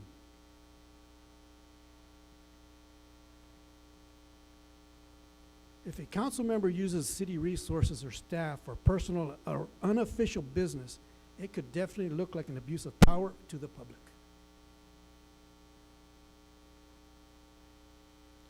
That can erode trust and ethical standards and conduct. I'm not saying, I'm reading from the book, and potentially lead to formal complaints and investigations. And with that, I turn it back to the matter. Thank you, Councilman Rivas. Councilman Beltran? You'll have enough. I'll have a few comments and then I'll go to the city attorney. So as they read several times, Section F does state city council member meetings and constituents, a meeting with constituents. And it says, no city funds or resources shall be used to pay for expenses related to meetings held by individual council members with their constituent unless prior approval is received from council. So this is where kind of the issue comes from is, and there were some other comments made too, the city pays for my laptop, the city pays for my phone. Do I need to get permission because I text a constituent or I take a phone call with the constituent? Let's say I send a text message to 5 or 6 of them that have the same question or they're asking me the same thing. That's kind of what this is. This is like a First Amendment thing. I'm just talking to the community members. I could have rented or asked to use the Thurman building, which is across the street, that can hold probably about 30 people. I didn't know what this event would look like. Then you have to hire staff to be there. Then on top of that, you have to get approval for these things. So I felt as an elected official, whenever I'm conducting a meeting or I'm conducting stuff within the community, I'm always an elected official. So most things that I'm doing is in an official capacity. So that's what I thought of as when I'm doing this Q&A that's very public, that I'm an elected official, I'm conducting my business of what I was voted to do. So I'll go on to a couple other things that were stated. Something was stated about personal business. Again, I'm conducting official business as a city representative. Another statement was made needing to ask for permission. I will never ask for permission. So take it with what you will. Another thing that was kind of an interesting topic was, I can't remember exactly how it was stated, but something to the effect of kind of doing something unethical or doing it because of political use. I thought it was interesting when misuse of city funds or taxpayer money. I thought it was interesting when the Radine Strawn case came about and there was a judgment against her for $9,000. And it was stated from this dais, from the mayor, that they didn't agree with the state. They didn't like that rule. So they told the taxpayers of Porterville that $9,000, let's flush it down the toilet because we agree with her personally and politically. So if you want to point fingers at anybody, I think it was $60 to rent a gazebo and $35 for the sign. I'm allotted $5,000 a year for printer, for anything that I need to conduct my official business as a representative. I feel that that money came from that fund, as far as my belief. So I'm acting in my role as a city council member. So I have a couple more comments, which the use of social media and the city logo. The mayor, it's just so, anyhow. On October 7th, when the city manager was sworn in, my colleagues here stood in front of this logo during a city council meeting. We were going into closed session. They took a picture in front of that seal, the city logo, and he posted it on his social media saying, "Vote for Meister." But yet he then just reads, "You can't use this for a campaign." So with that, I'll just go to the city attorney if she can help clarify some of this. I guess, well, a couple things. So on the policy, the issue that we have with regard to, there's two sections, right, in the policy that deal with personal meetings, but then we also have, and they both say prior approval. The problem we have and what we need clarification from the council on for the policy is that we also have, as was pointed out, there's already pre-approved, basically pre-approved funding every year for discretionary spending for the council members in the amount of $5,000 that they have to follow the law on. And the problem we have is typically that is we consider that approval for things. So we just need to clarify in the policy, and that's what we're asking. That's why staff is bringing this, is just so that staff knows what the rules are moving forward. But even with that So- 5,000, it still has to go through a council approval. Not necessarily, because it's already appropriated for discretionary purchases. We don't send everything through, every purchase through, every council expense or council member expense through for pre-approval. But So that's the problem we're having. I get it. I Because understand. he's having a meeting with his constituents. It's much different than what you're comparing. But I'm not saying it's not a meeting. I'm saying that it's already approved via the discretionary spending. Discretionary spending came along after the original section, but we do need clarification. That's why we're asking for it, number one. And number two, on the seal. I just want to point out, so on the seal right now, as it stands under state law, there's only really a couple statutes on the books that govern, what's appropriate under state law.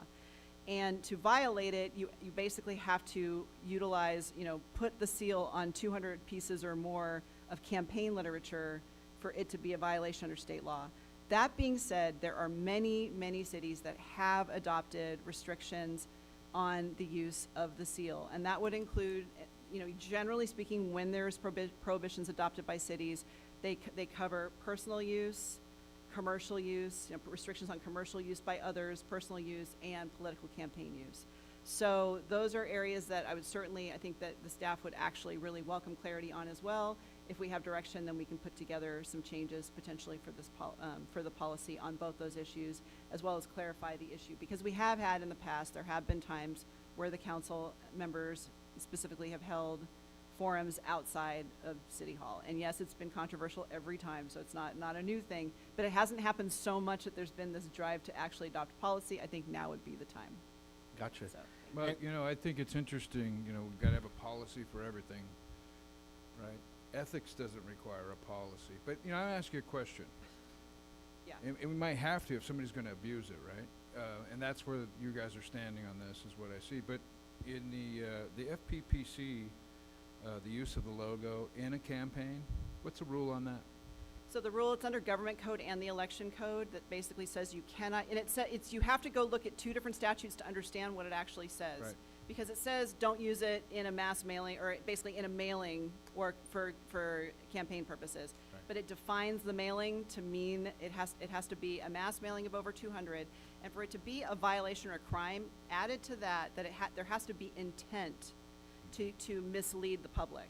Okay. So that's the hard part when you're trying to prosecute a crime, because if you don't, you have to show that they intentionally used it to mislead the public into thinking that it's a statement of the city or as an official statement of a city council member. And so if you're, and that's, it's really limited. I was surprised too, right, that there was so little on.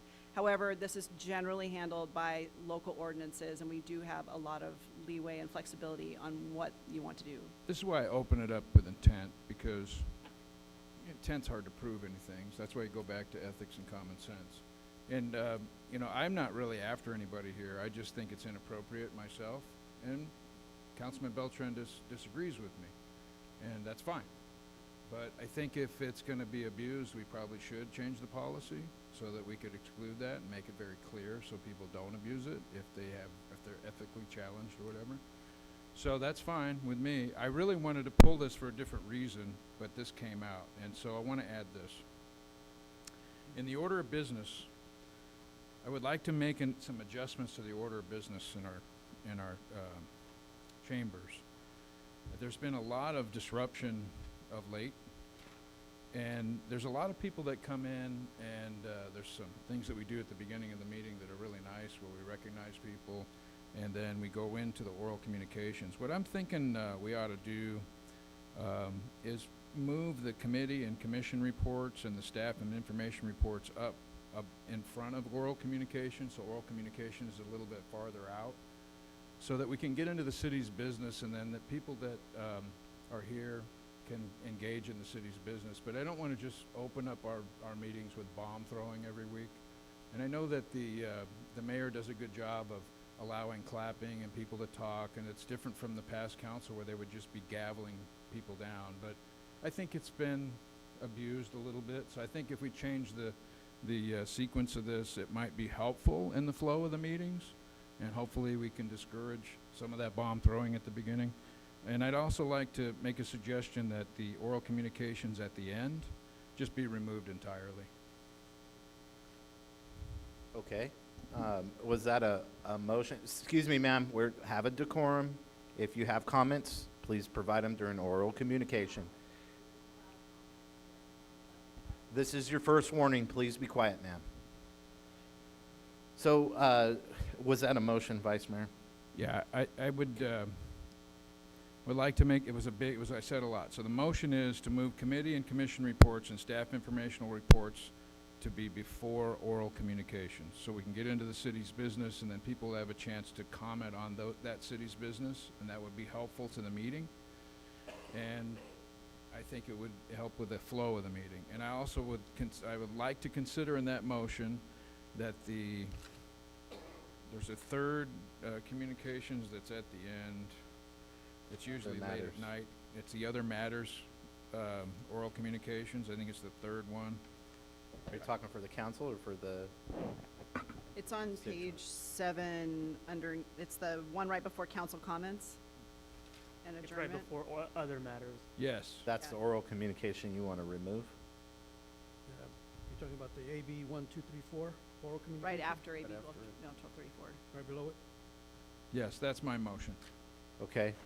I will come out and state very quickly that I do not support that. I don't mind making some changes, but I believe the constituents have a right to have a voice for us or against us. And I've been vocal about that as far as, please, I don't need the applause. I've been vocal about that. I've said that I will not quench the spirit of the people if it's for me or against me. That is why I do not gavel.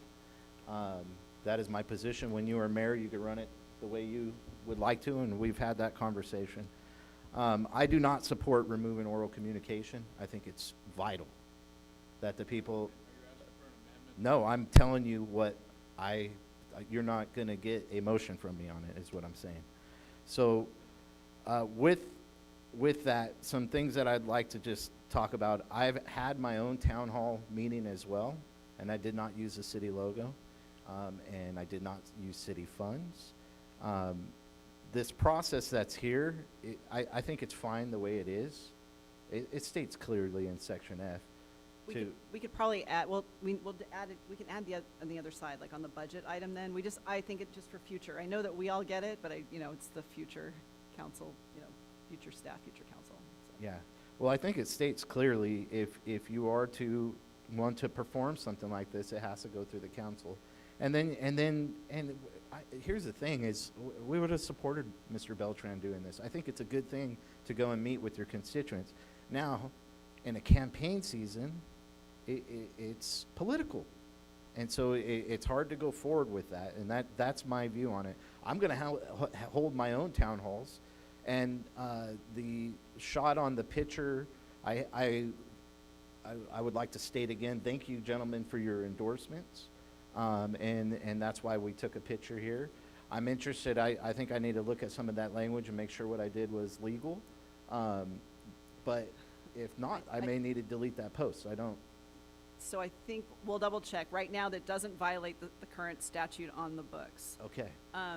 But when you were talking about ethics, though, if you guys are going to go the route, if you believe it's an ethical issue to utilize the seal in political campaign material, then I would suggest that you take it down, if that's where the council goes. Thank you for that. Some of the things that I'd like to see amended I support the vice mayor in moving the committee commissions report and staff reports in front of presentations. And the reason why I think that is because that's really when we get the crowd in, is for our presentations. Obviously, the Stonewall Democrats are very big fans of us here, but I think that with that, you'll get the message out a little bit better, personally.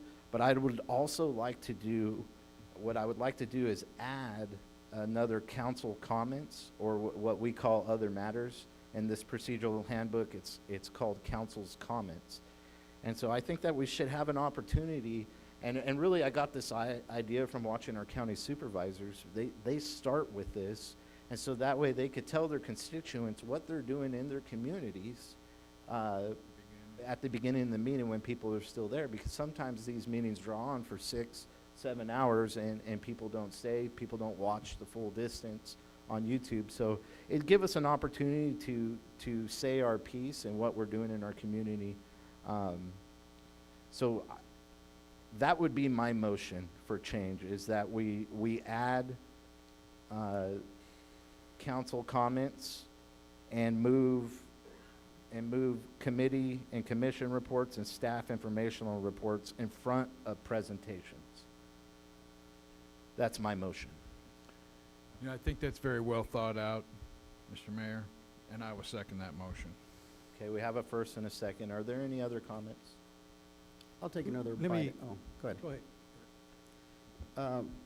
So I'll just kind of to go back again on the use of public funds or resources. You know, I thought, talking about like abuse and what have you, I thought like somebody could request, I want a fire station, or if I want a fire truck at my event or something like that. I thought this was something what I was doing is like the most minimal of use. And so if there's going to be kind of this, it's funny hearing these two individuals talk about deregulation, and then all of a sudden, like, I want to regulate more of what was being done. It's really fascinating. But on that note, could it be something like, let's say you want to be in a room or conference room. It could be something that's like of equal value. Like I said, I like being out in public. The weather was nice. People could come. Something that's like disarming. A lot of people don't like to come to city council chambers, or they might not be familiar with the building layouts of the Coleman room and stuff like that. If it could be something that might be more of like of equal value, whatever staff time would be, or running a heater and air conditioner for 3 hours or something like that, that a gazebo is a very minimal cost, similar to like utilizing a conference room. If that's a compromise, at least in a way of, well, it's city resources, yeah, but if we're conducting Q&A events or something like that. The process is here. You just have to come to the council. This protects the future and the past. I don't understand what you're asking for. I guess I think it's funny to ask for permission from an elected official to ask permission to meet with the constituents. That's where I have a problem. Well, then do it on your own dime. Hey, guys. I'm an elected Wait, official. hold on. Hold on. Under the policy, it says this does not pertain to city council members holding meetings in designated conference rooms at the city. So you can hold, There you go. you have the ability to do that in the designated conference rooms in the city, right? Yeah, So you want it to go I beyond that? highlighted If you that. want to have a Yeah. town hall like that, do it on your dime, unless bring it to the council. That's what the procedural handbook And has stop in there. misrepresenting ask- what we said. We didn't say regulate it. We said follow it. No, we did it. So, but again, The political campaigning is here and now. It's in the last that's couple all of you guys meetings. talk about is Hey, politics. look at It's yourself in really the mirror. funny. All I did was a Q&A for the public to see. I don't know how that's anything other than a Q&A. So let's get back to this again. So kind of the procedure of how you want to conduct the meeting, this has been adjusted a couple different times. The reason it looks the way it does, because some people would come to do presentations. Chamber sometimes gives a little thing. Some of these people don't want to sit for an hour to get to that part. That's why it was like that before, and then we flipped it because people didn't want to wait. It was 1234 reports was up in the front, and that was part of the request, was to move it to the back of the meeting. Right, So just because it you're wasn't so incorrect. long. Yeah, so we're almost just So you- reversing that. Because a lot of people don't necessarily care what's going on in 1234 reports. Unfortunately. And so they requested that to be moved to the back of the meeting. Yeah. but the committee and commission reports and staff informational reports have always been at the beginning of the Right. meeting, Councilman. Right. So there was just a little bit of switch of getting, so that the constituents, you know, if they wanted to kind of say their piece and then kind of get out, I guess. I don't know if there's some more direction as far as the situation, as far as I understood it, that, will this then go into, I don't know, it's really interesting of using city funds or taxpayer funds. When when we travel to Long Beach, those are city funds. Like, I'm conducting my official business. That's approved by the council. It's part of the $5,000. It's still approved by the council, Councilman. Can you ask Didn't a get approval to go to Can you convention ask a center. question? What is the question? Me? I'm not gonna ask. No, him. What's the question? If we're trying to regulate an event similar to what I put on. We're not it's in the procedural handbook already. Okay, we have a first and a second. I'm gonna call for the vote. Is there a clarification of what I did if it was? I think I'm gonna still, I'm probably gonna ask, but I'll look at it a little bit more, but I think I'm gonna ask, I do think it would be better to have a little bit more, because it does say, it says you cannot use funds unless without prior approval. The budgetary approvals constitute approvals. I know it, and so we need to get that clarified. Yes. That's all I'm saying. I wanna Correct. clarify it just Okay. for the future. Correct. I understand what your position is and you think it's clear, but I just think that that would be good, just so that there's no question. If I have any, I mean, in light of this discussion tonight, I will look to see if there's any other clarity needed for expenses, because I don't want unintended consequences. So if I find any, I'll let you guys know. Yeah, our Please charter is say pretty that. heavy-handed on how, that's why we get $20 and $25 a meeting. Right, exactly, so. It's I mean, very, very heavy-handed on the council on how we expend well, funds and you why absolutely it under has to be a state law body and under vote. the charter cannot use it for personal benefit or political campaigns. Absolutely not. And that, and I think I've That's been what we're saying unequivocal. as That is well. one, that's basically the one unequivocal thing that we must make sure. However, there's gonna be debates, as you can hear tonight, as to what people believe is political versus city business, right? So I think the more clarity we can have in setting the ground rules for staff, the easier it is for staff to implement it, so we don't get, sort of stuck trying to figure out what's going to be considered appropriate and what's not. The only other thing I want to mention, totally off topic, while we're talking about the concept of the handbook changes, was on the social media policy. I'm gonna, if it's okay with the council, I'm going to look, because I know this was done while the U.S. Supreme Court cases were pending, so I think it would be good to build in the decision-making, or the final decisions that were made, because I do believe they think they eased up a little bit on the council. Obviously, the Brown Act is still pretty restrictive with you being able to respond and share, you shouldn't be sharing each other's posts. But as far as how you regulate your own social media, that has become a little bit more flexible. And so I'm gonna make sure that I just flagged it while we're at it to build that in as well. Okay. So, and then So we are still looking for city seal direction too, by the way, because I think that should be also incorporated if there's gonna be anything that we wanna add. In fact, we may wanna consider looking at our ordinances, because that really should be, if we wanna make things, misdemeanors or make them, code enforcement issues with regard to our use of our seal, we want to probably consider ordinance amendments. We have very little on our books right now. We just establish our seal in Title I, and that's about it. It'd be really easy just to add it here, Yeah. just put it in here and need council approval to use the seal. Yeah, and That's really simple. if that's all you're doing, then that doesn't need to go in the ordinance. But if you're Right. worried about, because we have third parties that aren't covered by the council handbook. And if we want to deal with third-party conduct with our seal, that should go into our ordinances. Which I can certainly bring suggestions back if the council is interested in that. Thank you, that's all. It's implied, when you put the city seal on it, that the city approves of it. It's implied. It's not even Right. complicated, Julia. Right, no, but I'm talking about, like, for instance, I know that there are TikTok users utilizing the city seal as we speak, as if it's the city of Porterville. And you go look at it, and it's definitely not the city of Porterville. Correct. We have, They're not we've sitting had, city officials. no. And so Do we, they- I guess that's my a free question speech is, issue, that's not a sitting city council. right, but my question is whether or not the council is interested in changes to the ordinance so that we could potentially, require that people don't use our seal. That's what I'm getting at. I just don't think people should abuse the seal of the city, and we should have enough common sense not to do that. That's all I think. Yeah, I don't know if I want to go Okay, and make that's that, fine. that regulation. I just wanted You to know- know whether or not you wanted anything brought back. There, you know, there's some, we can't control what's outside, but we can control what's inside. So either we go with the letter of the law or the spirit of the law. So let's get some clarification on where we're gonna go with this. So do you need me to clarify my motion more, or We have the changes on the order. Mhm. yes? I will bring back a clarification on that section Okay. that we talked about, and that you want something in here basically saying prior approval, for city council approval for any use of the city seal. I didn't say that, Oh, okay, no. oh, sorry, so that's not in there yet. You said that, I'm sorry. Yeah. Okay. I, That will take a little bit more finessing too, because I believe it's incorporated into the letterhead, and all the council members are able to currently use the letterhead Yeah. individually. I think it's pretty clear. I don't think we need to change anything on the seal, Julia. I mean, we've made Yeah. it clear here tonight that it's inappropriate to use it. If you want to keep abusing it, then we'll make a Well, policy. are we saying, because we don't have anything that requires no political use, political campaign use. Do you want to have something in there that says no political It's campaign use? implied. And if we don't have enough ethics or common sense to follow that, then we'll have to make a policy. Okay, thank you. okay, so the motion is to change the way, the meeting of the council is. I have a first and a second. If there's no other comments, we'll call for the vote.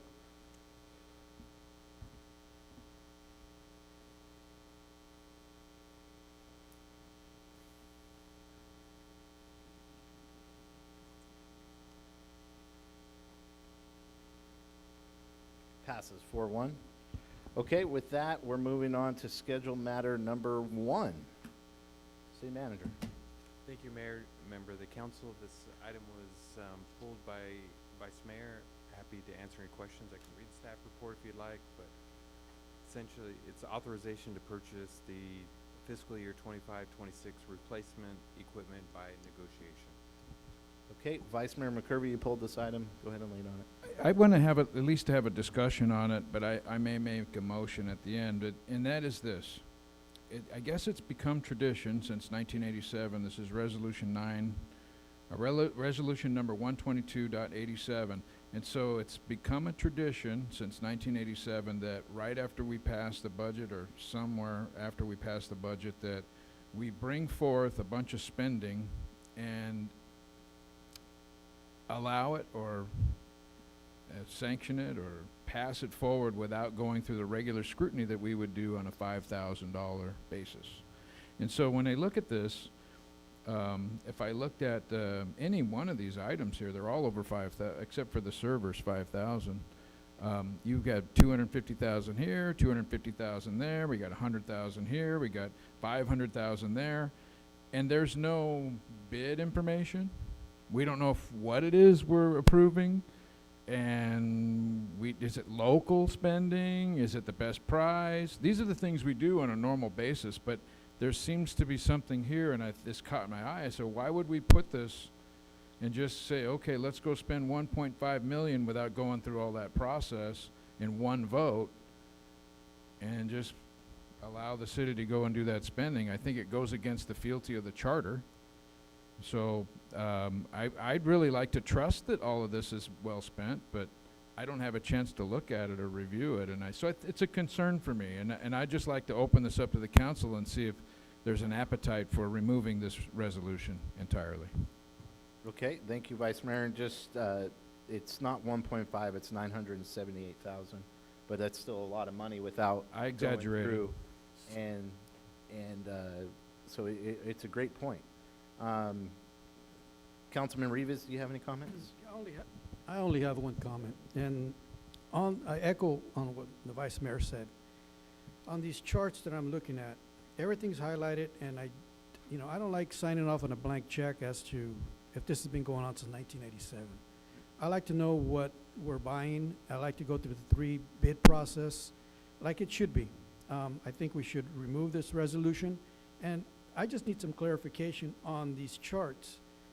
It's No, there it is. Yeah, there we go. Bear with me.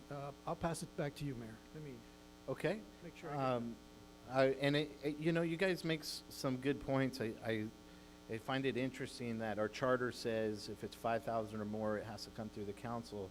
but we were able to make an ordinance, or is this a resolution? It's Yeah, resolution, right? It's a resolution. The resolution that bypasses our charter, and they did that in 1987. That was before I was born. That's interesting. So, Councilman Green, I make you laugh. I'm a young man. Yeah, you are. Go ahead, sir. Let's hear your input. You're a pup, Mr. Mayor. Yeah, I agree with that, Mr. Vice Mayor. Yeah, it was, kind of brought to attention, and it's like, holy moly, I think it should be brought to the council before some of these things are gone out and bought, purchased. I agree with that. I think that's, yeah, people can go a little hog wild at times. Thank you, Councilman Green.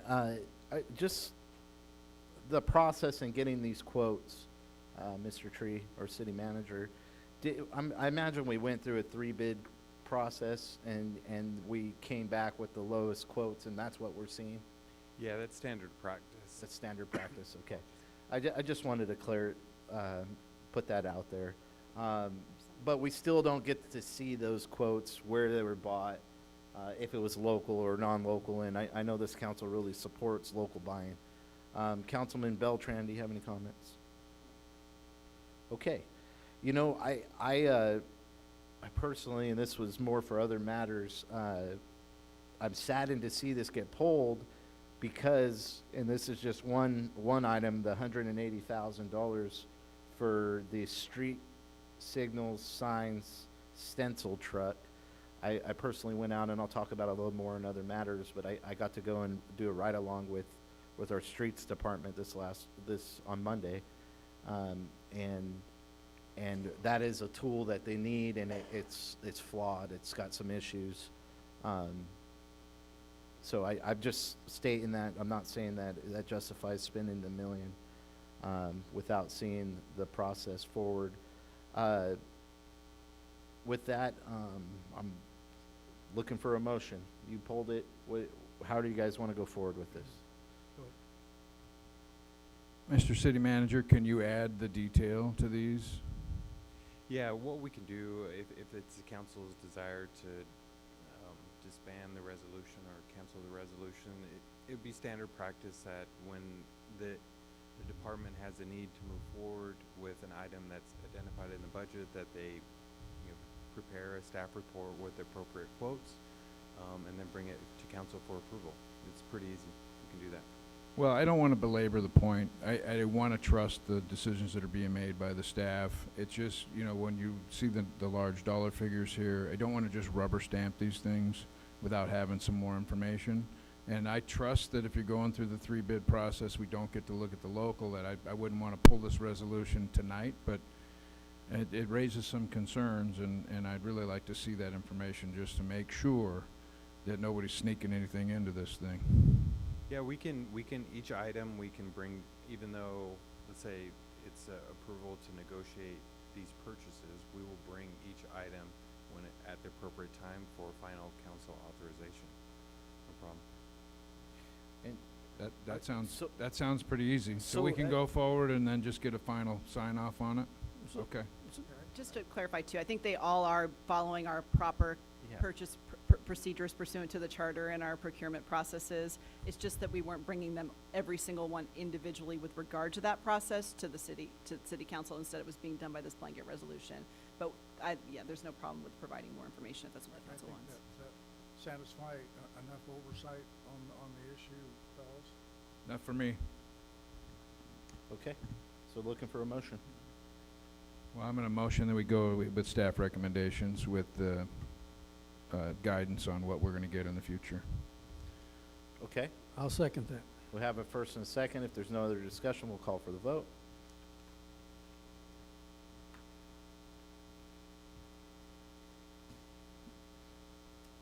Passes 5-0.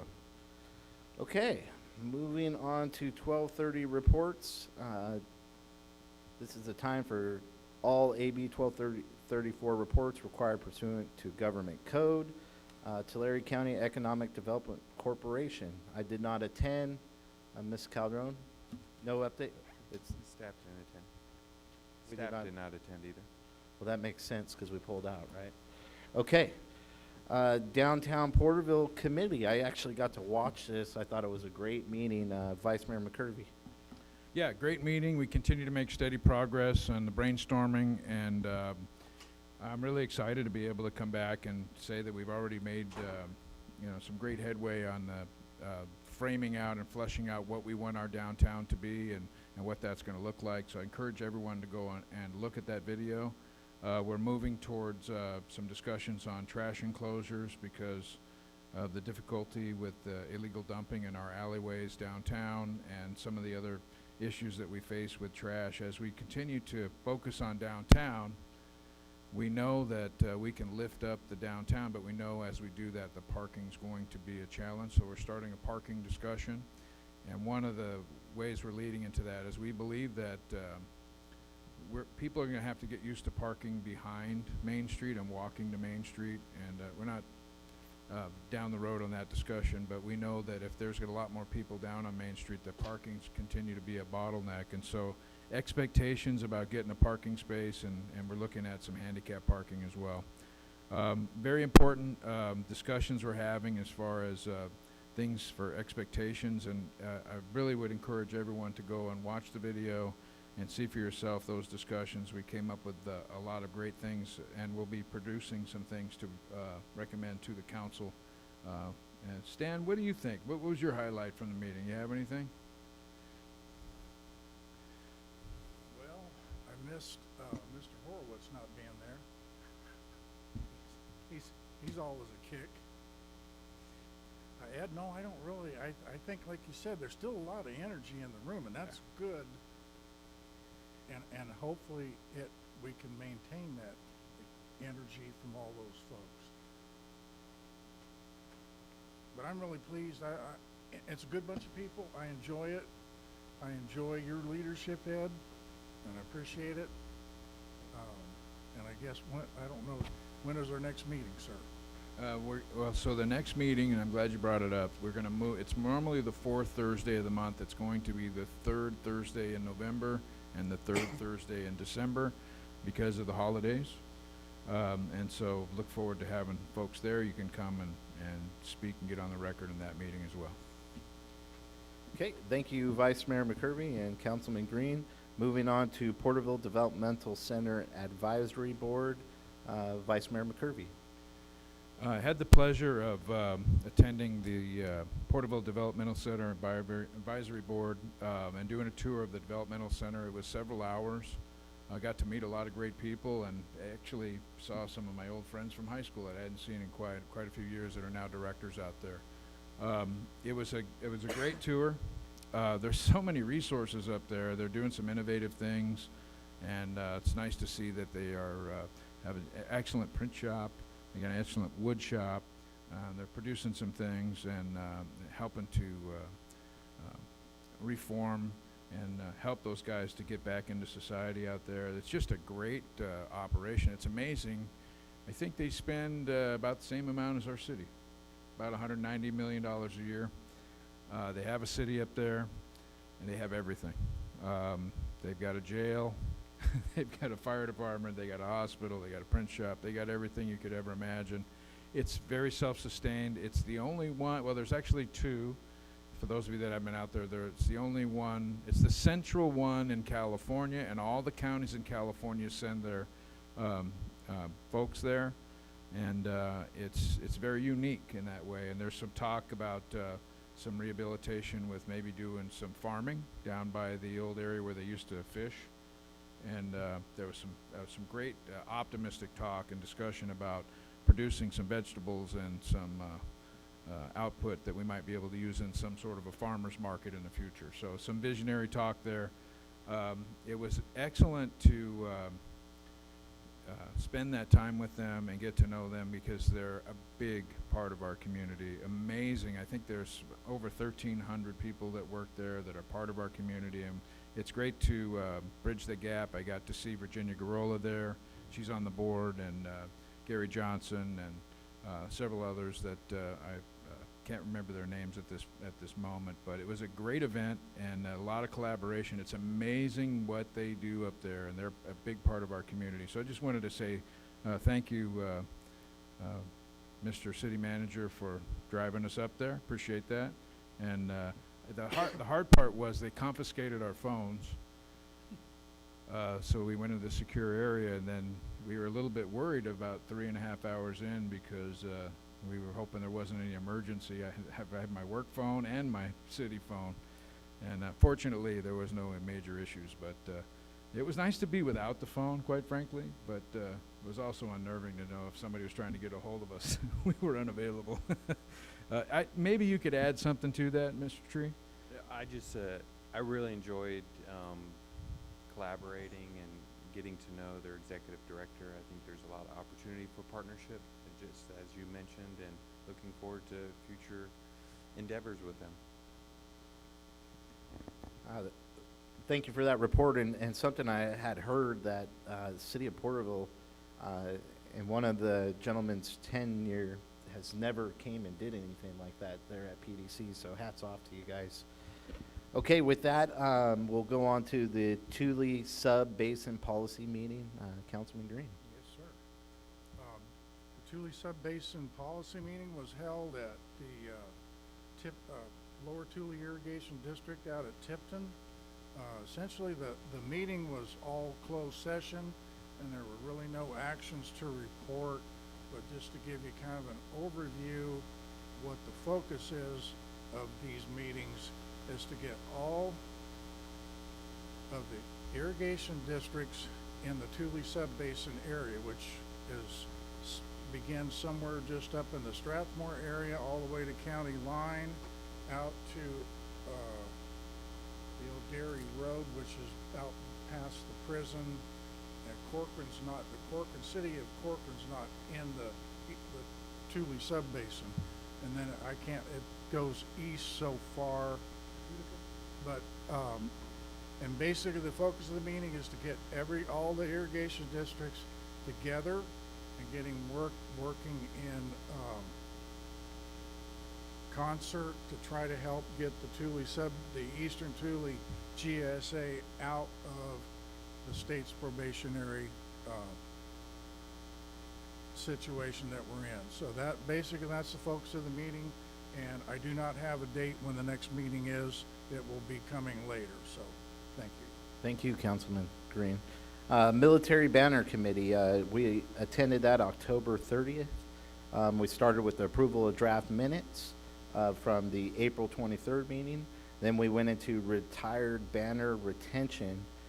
Currently there's 215 retired, 134 have been collected, but over the past 3 years, we now have 287 banners in storage.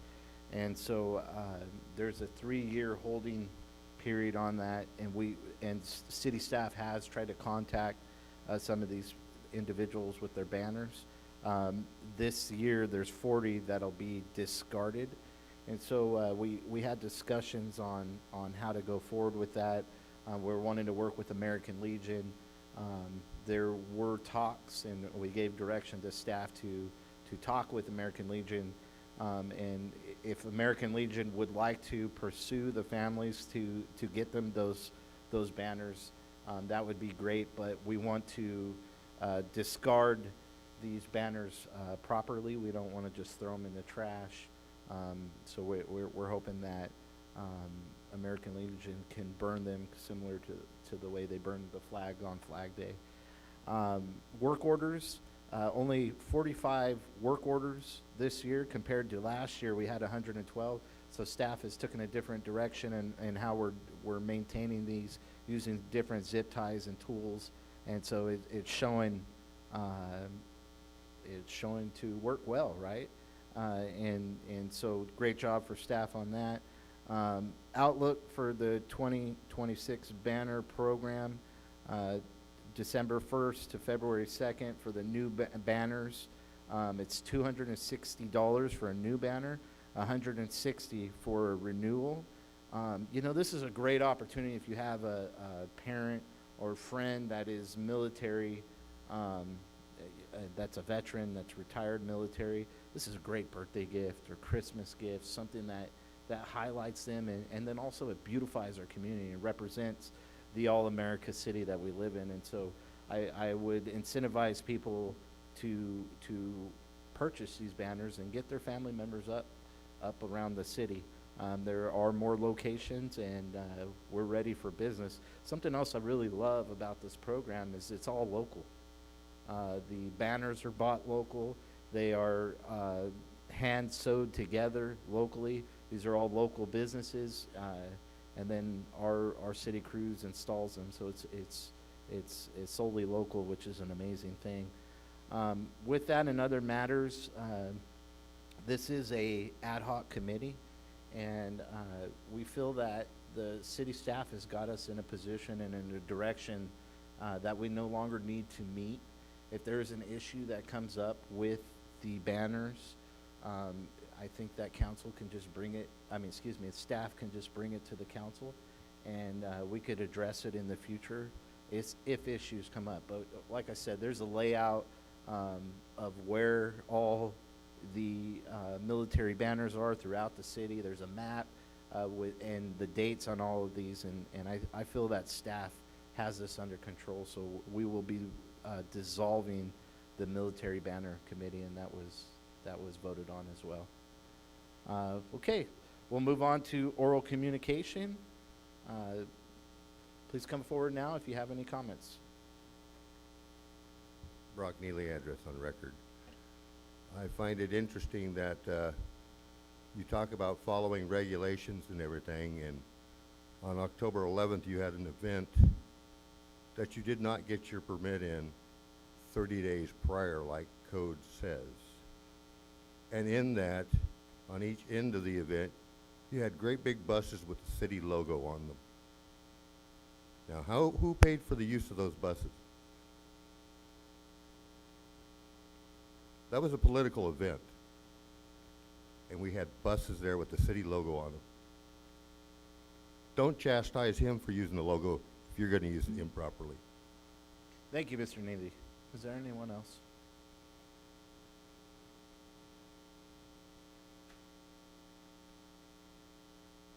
Corey Wells, Springville. I wanted to come up here because at the last meeting I talked about the bus routes that was discussed tonight again, and I gave all the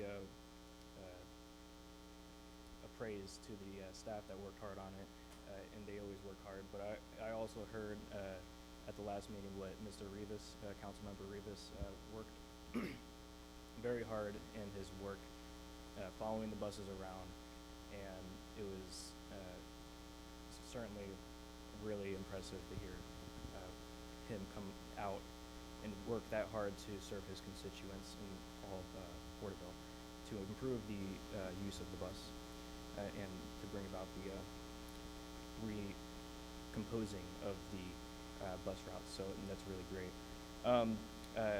As for other matters, there's a lot to discuss. I didn't write down what I wanted to say, so it's escaped my mind.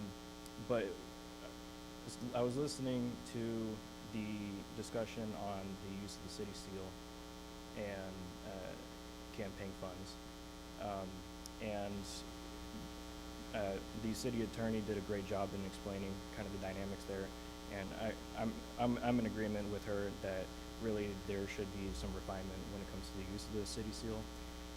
When it comes to the Political Reform Act, which governs political campaign finance, it exists, and it was created in the 1970s, and there has been many propositions that have furthered and expanded it. But it comes down to it exists to not just prevent corruption and the use of public funds for political purposes, but also to prevent the appearance of corruption. And so the issue, in my opinion, with using any funds for an event, especially in the lead up to an election year, is generating the opportunity for that appearance, and especially when you're using a city seal on that event.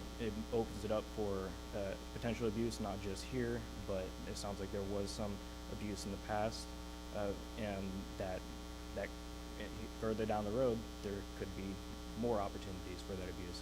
So I believe that it's a great it would be wise to look at that and move that forward. Thank you. Thank you, Mr. Wells.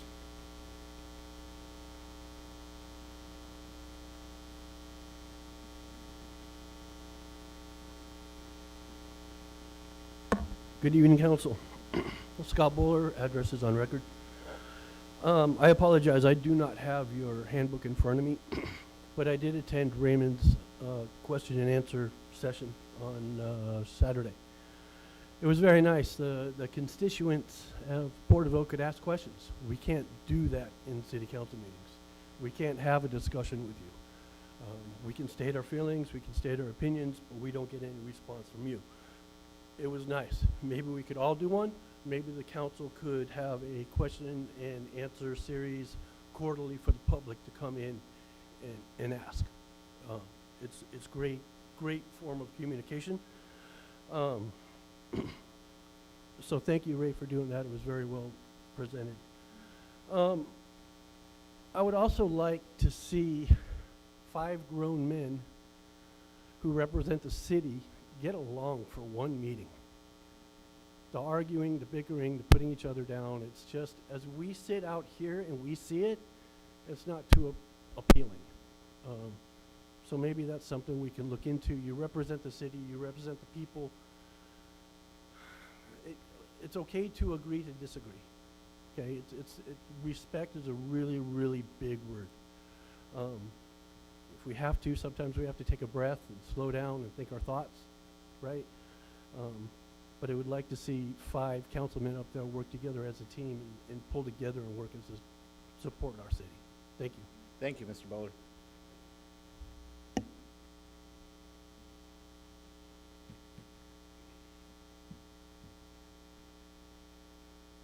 Good evening. My name is Taha Silla, and I address on file. Thank you for your service. It's not easy to be up there and hear all that comes and hear the racket that happens. I know if I was up there and I'd hear a lot of talking, it would throw me off. Well, one thing I'd ask myself is, why is there so much commotion? Why are people angry? And I know you can't make everybody happy, but it's just an opportunity to reflect. Man, I felt like you didn't get enough justice on your flyer, man. That was a very plain flyer that the city put up for you compared to what they do. So that was my first reaction. And I don't know if you're running, Mr. Beltran. I never heard that you're running. As far as I know, there's only one person running officially on this council. So maybe we're, as some people say, putting the cart before the horse sometimes. But I also wanted to say, and I listened to the meeting before I got here, I wanted to give a personal shout out to Mr. Dignam. What a professional. I mean, I had the opportunity to work with him on the charter committee. And man, when he said, I think he said the 101st time I read it, I found something, and then came out here in public, it just took, man, that guy, he is a real city treasure. And I always learn so much from him because he's all about what you say, Mr. Mayor, customer service. Anytime I have an interaction with him, it's how can I find the solution? And that's what I hear from you a lot. But then when I see the discourse here, it's confusing. And to be honest, gentlemen, I'm afraid sometimes to come up here and speak my truth. Because there's some things I have with the city and I want to grow with the city, and I don't want to get on your wrong side. And what that does is affect my ability to give you honest feedback, because I want to see you guys win. I have an ex-coach up here who I'm a product of. When we talk about community and all the people that pour into children, you poured into me. So I care. And so the challenge for me is to care enough to talk to you guys one-on-one, because I can come up here and rip you apart. And that's about me.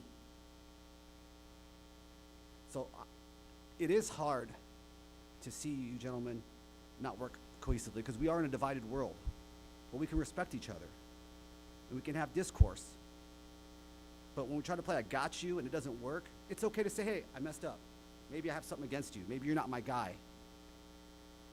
But it shows, man. The authenticity shows. You can't hide it. So Thank you to the city. Thank you to Ms. Calderon. Thank you to a lot of other people in this town that make my life easier. And I hope one day I'll be able to come up here and speak my truth and not be afraid of retribution. Thank you for your time. Thank you, Mr. Sully. Okay, with that, we'll close oral communication and go into other matters. Councilman Beltran.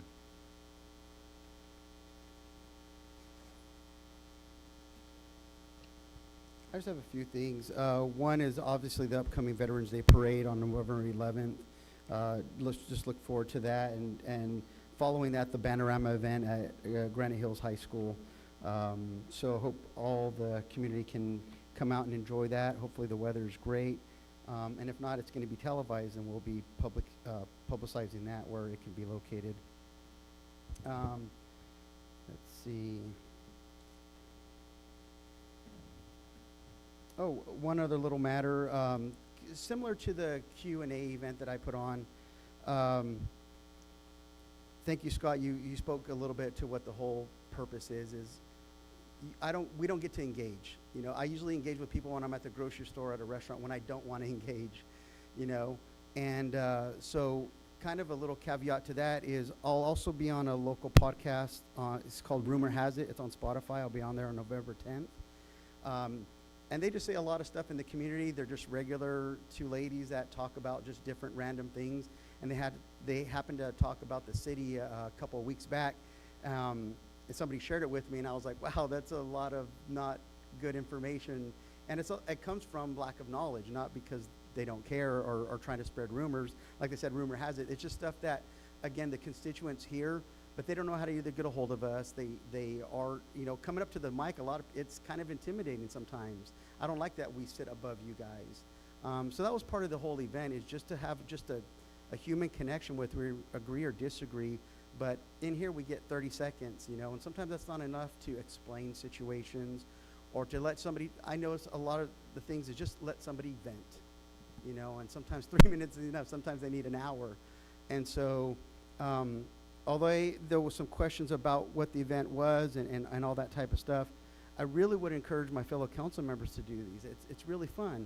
And talking about like trying to be a good steward of the taxpayer dollars, that's what I was trying to do. As minimal cost as possible.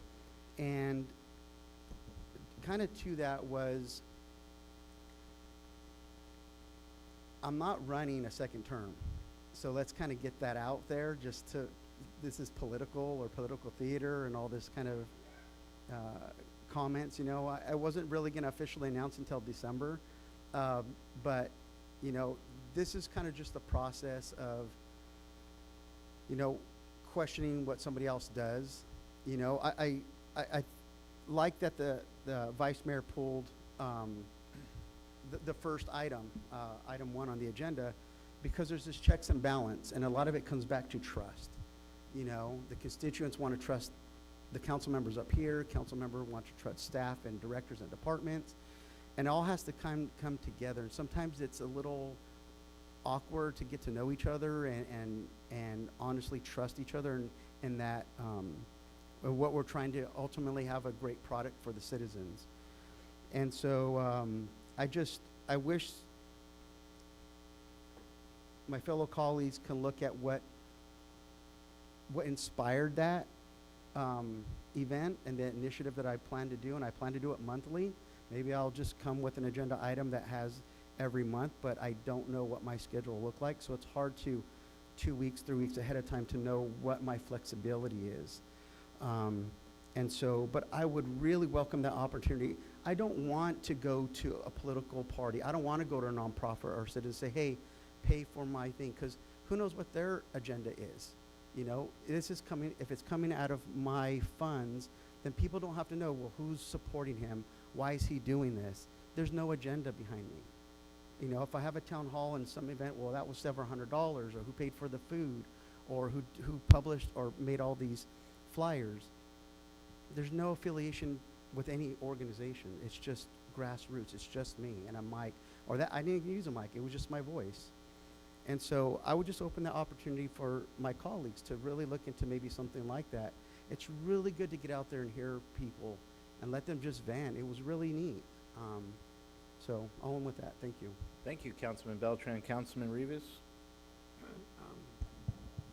You know, I echo on what Mr. Beltran says, but I'm not going to go into on that topic. I think we hashed it off enough, and we do need to work together for the stakeholders of Porterville. But what I'm going to speak about is last council member meeting. There was a lady that came in here during the last rainstorm that on F Street, on 3rd Street, that her area was flooded.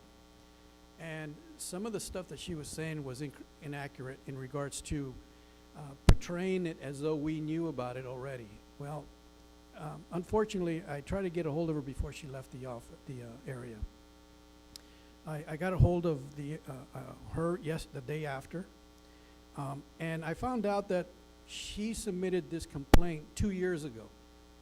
And I told her that, you know, this is my first term, and I had not known nothing about this, and I would look into it. So I did look into it, and I got a hold of Mr. Moore. And Mr. Moore was very, very on top of things, and he contacted Mr. Salazar. And he went out there and looked at it, and we got a report. And with that, I contacted her again, and I told her that it would be looked into, and there was remedies. But on the long term, it's just something that's going to take some time, and they have to. If you want to jump in, Mr. Moore, you can add a few things, but it just goes to show you that when somebody comes to complain on my district, or if it's somebody else's district, I'll get the information and I'll pass it on to my other council members and my constituents, so we can fix the things that have been happening. But it just goes to show you that if you're going to come up here, talk about real time. Don't talk about years ago, because I don't know nothing about what years ago is. But if I get a hold of it, I'm going to follow through, and I'll contact the people that need to be contacted to fix it, or we'll get some type of resolution. That's the kind of person that I am. So before you come out here with dispersions and accusations and half-truths, please, all I ask is give me a call, and we'll follow through with it. I'll follow through with it. So with that, I just wanted to put it on record in case she sees this on YouTube, or that it did get followed up, but I'm going to pass it on to Mr. Moore, if he can add some things to it. Yeah, and I'll pass it on to Mr. Alvarez. He was the one that directed staff. He and his staff handled it super quickly, so I'll let him speak to it. The streets superintendent and I will be going out there and taking a look at it, but in the past we're looking at putting a blade patch over the area of the street, and then improve the drainage in that area. It's an old road, so it needs a lot of work. Yes, I appreciate that. Thank you. But just for the record, we are the proper staff are looking into it, and they will have a remedy. But long term, it's going to take some major reconstruction. So with that, my time's up. I'm going to give it back to you, sir. Thank you for pursuing on that, Councilman Rivas. Great work. Councilman Green, you have any comments? Yeah, on the lighter side, everybody come down November 11th and watch an old fat man ride in the Veterans Day Parade. And please come down and enjoy the day. Thank you. Thank you, Councilman Green. Vice Mayor McCurvey. Yeah, you know, I really appreciate those comments from Councilman Rivas. I know after the rainstorm that I engaged the staff on this too, and our staff does a wonderful job. They were all over the city working on those types of issues, and there are some that are repeat issues like that one, but most of them were cleaning out gutters because it was a lot of rain in the first part of October, and they were on top of it. And a lot of people don't see that, and there's some unsung heroes out there. I did want to make a statement about the road construction out on Westfield by Lombardi School. There was a number of issues with expectations and things. I just want to get this on the record. We originally went out there, and I think the implication was that we were going to fix Westfield, and it was going to be done before school started. That was the idea, but that was a bad assumption. Then they put up a wrong date, and it was like September 24th, and then they put up another date, and then so we called a meeting this past week because we want to understand better what's going on, and there was some disconnects in communications. And so hopefully, that's gonna be done by the end of November. Finally, it took forever to do. I don't know, a lot of people have been impacted by this. We don't really have any recourse with the construction. They ran into some issues with what they had to do out there. They had to go 20 feet deep. They had to do a lift station. They had to do some things. Now that, a lot of that was known, and maybe we could have done better looking back right at that, but we don't really have deadlines on the way that we do these contracts, and so it probably went on longer than it should have. But we exacerbated that issue because of our communication, and the signs don't reflect the proper dates.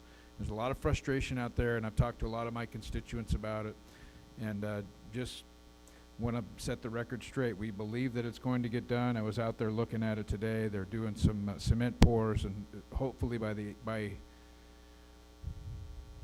Thanksgiving that it will be done. And they have to close the intersection on Westwood and Westfield for a couple of days, and that's going to be right around Thanksgiving when school is out.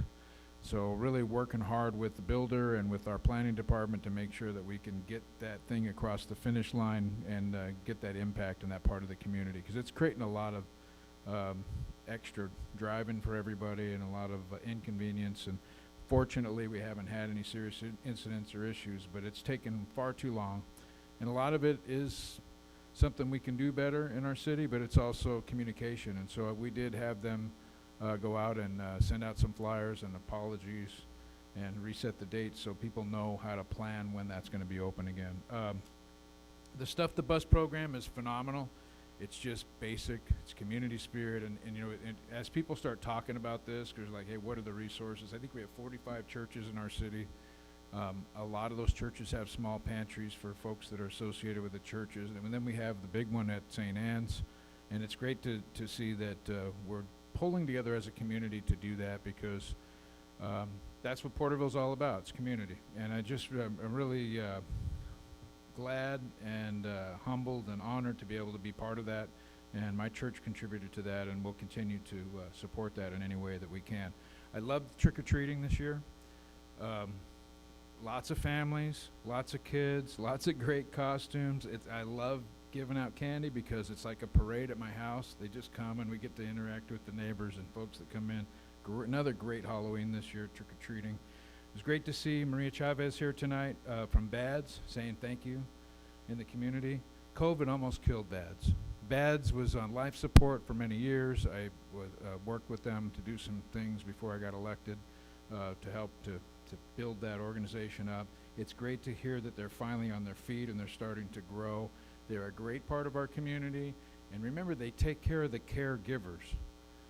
So you have a lot of people that need a lot of care, but it's intense and it's around the clock.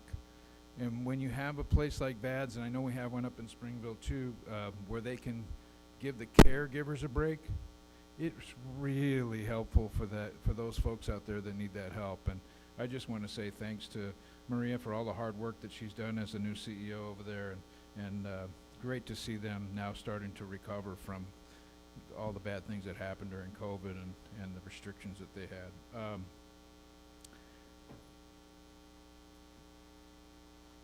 I think that's all I have. I really am excited about the progress on downtown. We got a ways to go, but like Mr. Green said, Councilman Green, really looking forward to the Veterans Day Parade. It looks like we've got all of the cement works done, the trees are in, the painting's done, the banners are going back up. I think by the end of the week, we'll be ready to really celebrate downtown. It's going to be in great shape. We've done most of the restoration, so it's an exciting time to get in there for Veterans Day, and then what's going to follow with our flag ceremonies and the flag education that we're going to do down Main, and all the other events that are coming up with Christmas. It's just a great time of the year for us to pull together. Let's make sure we look out for each other. Let's make sure we stuff the bus. Let's make sure to look out for our neighbors. That's what I wanted to say. Thank you very much, Mayor. Thank you, Vice Mayor. Something I saw on Porterville FYI, just to your comments, the new sign that they put up says that the construction will end November 31st. And there is no November 31st, so it was pretty funny, the reactions on there. I thought, oh man, we can't win. So fun to watch, but I just wanted to add that to your comments there. You know, I've been on podcasts, a couple. I've been on the radio. I've done town halls. I did not use city resources. And I just want to state for the record that people come up and making comments that you fear this council. You know, for myself, I've never ruled as a petty tyrant from this position. I've seen the individuals on this dais behind closed doors, and the past council and how they communicated and how they wanted to rule over people. I'm not for it. I never have. You've seen the way I run my meetings. And I think to myself, coming from some of the chamber members talking about the abuse of power and email that you sent me threatening to kill the Christmas parade unless we paid the chambers to run the Christmas parade, right? That's just exactly the same thing. You're threatening the city and using your authority and power to come at us. You know, I've received a letter, we may not politically align on certain issues, received a letter that you support men and women's restrooms. And so with that, at the same time, when I saw an issue on a street near one of your stores, without even communicating with you, I still went forward and asked our staff to fix that issue. Because I don't hold those kinds of grudges. I don't hold them against anyone. I want your input. I don't want to live in an echo chamber. I need your input. And I'm okay with it. And I will not use this position as a petty tyrant. That's not who I will be. With that, the Stuff the Bus event, I would like to thank staff one more time, the council, everyone that came out. Thank you. As a community, we have to come together, and this is one of those things where there's going to be people that are harmed by the federal government being shut down, and as a community, we could come together and fill that void, and so it's a great honor. Thank you for the support tonight from my colleagues and city staff. City logo has been launched, the new city logo, and I make the joke, I haven't received any flack on the new city logo, which is amazing. I compare it to the city of Visalia. When they did their logo, they received a lot of flack.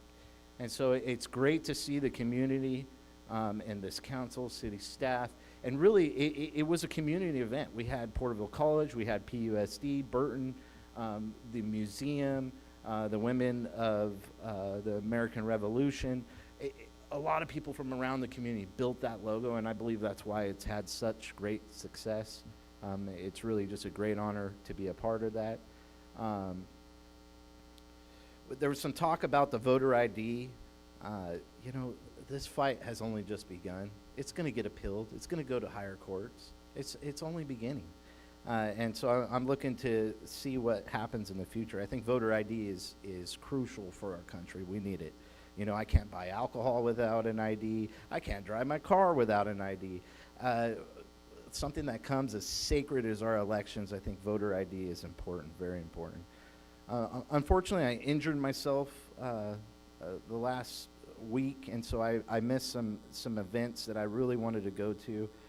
One was the Outstanding Business Award for Calico Mermaid.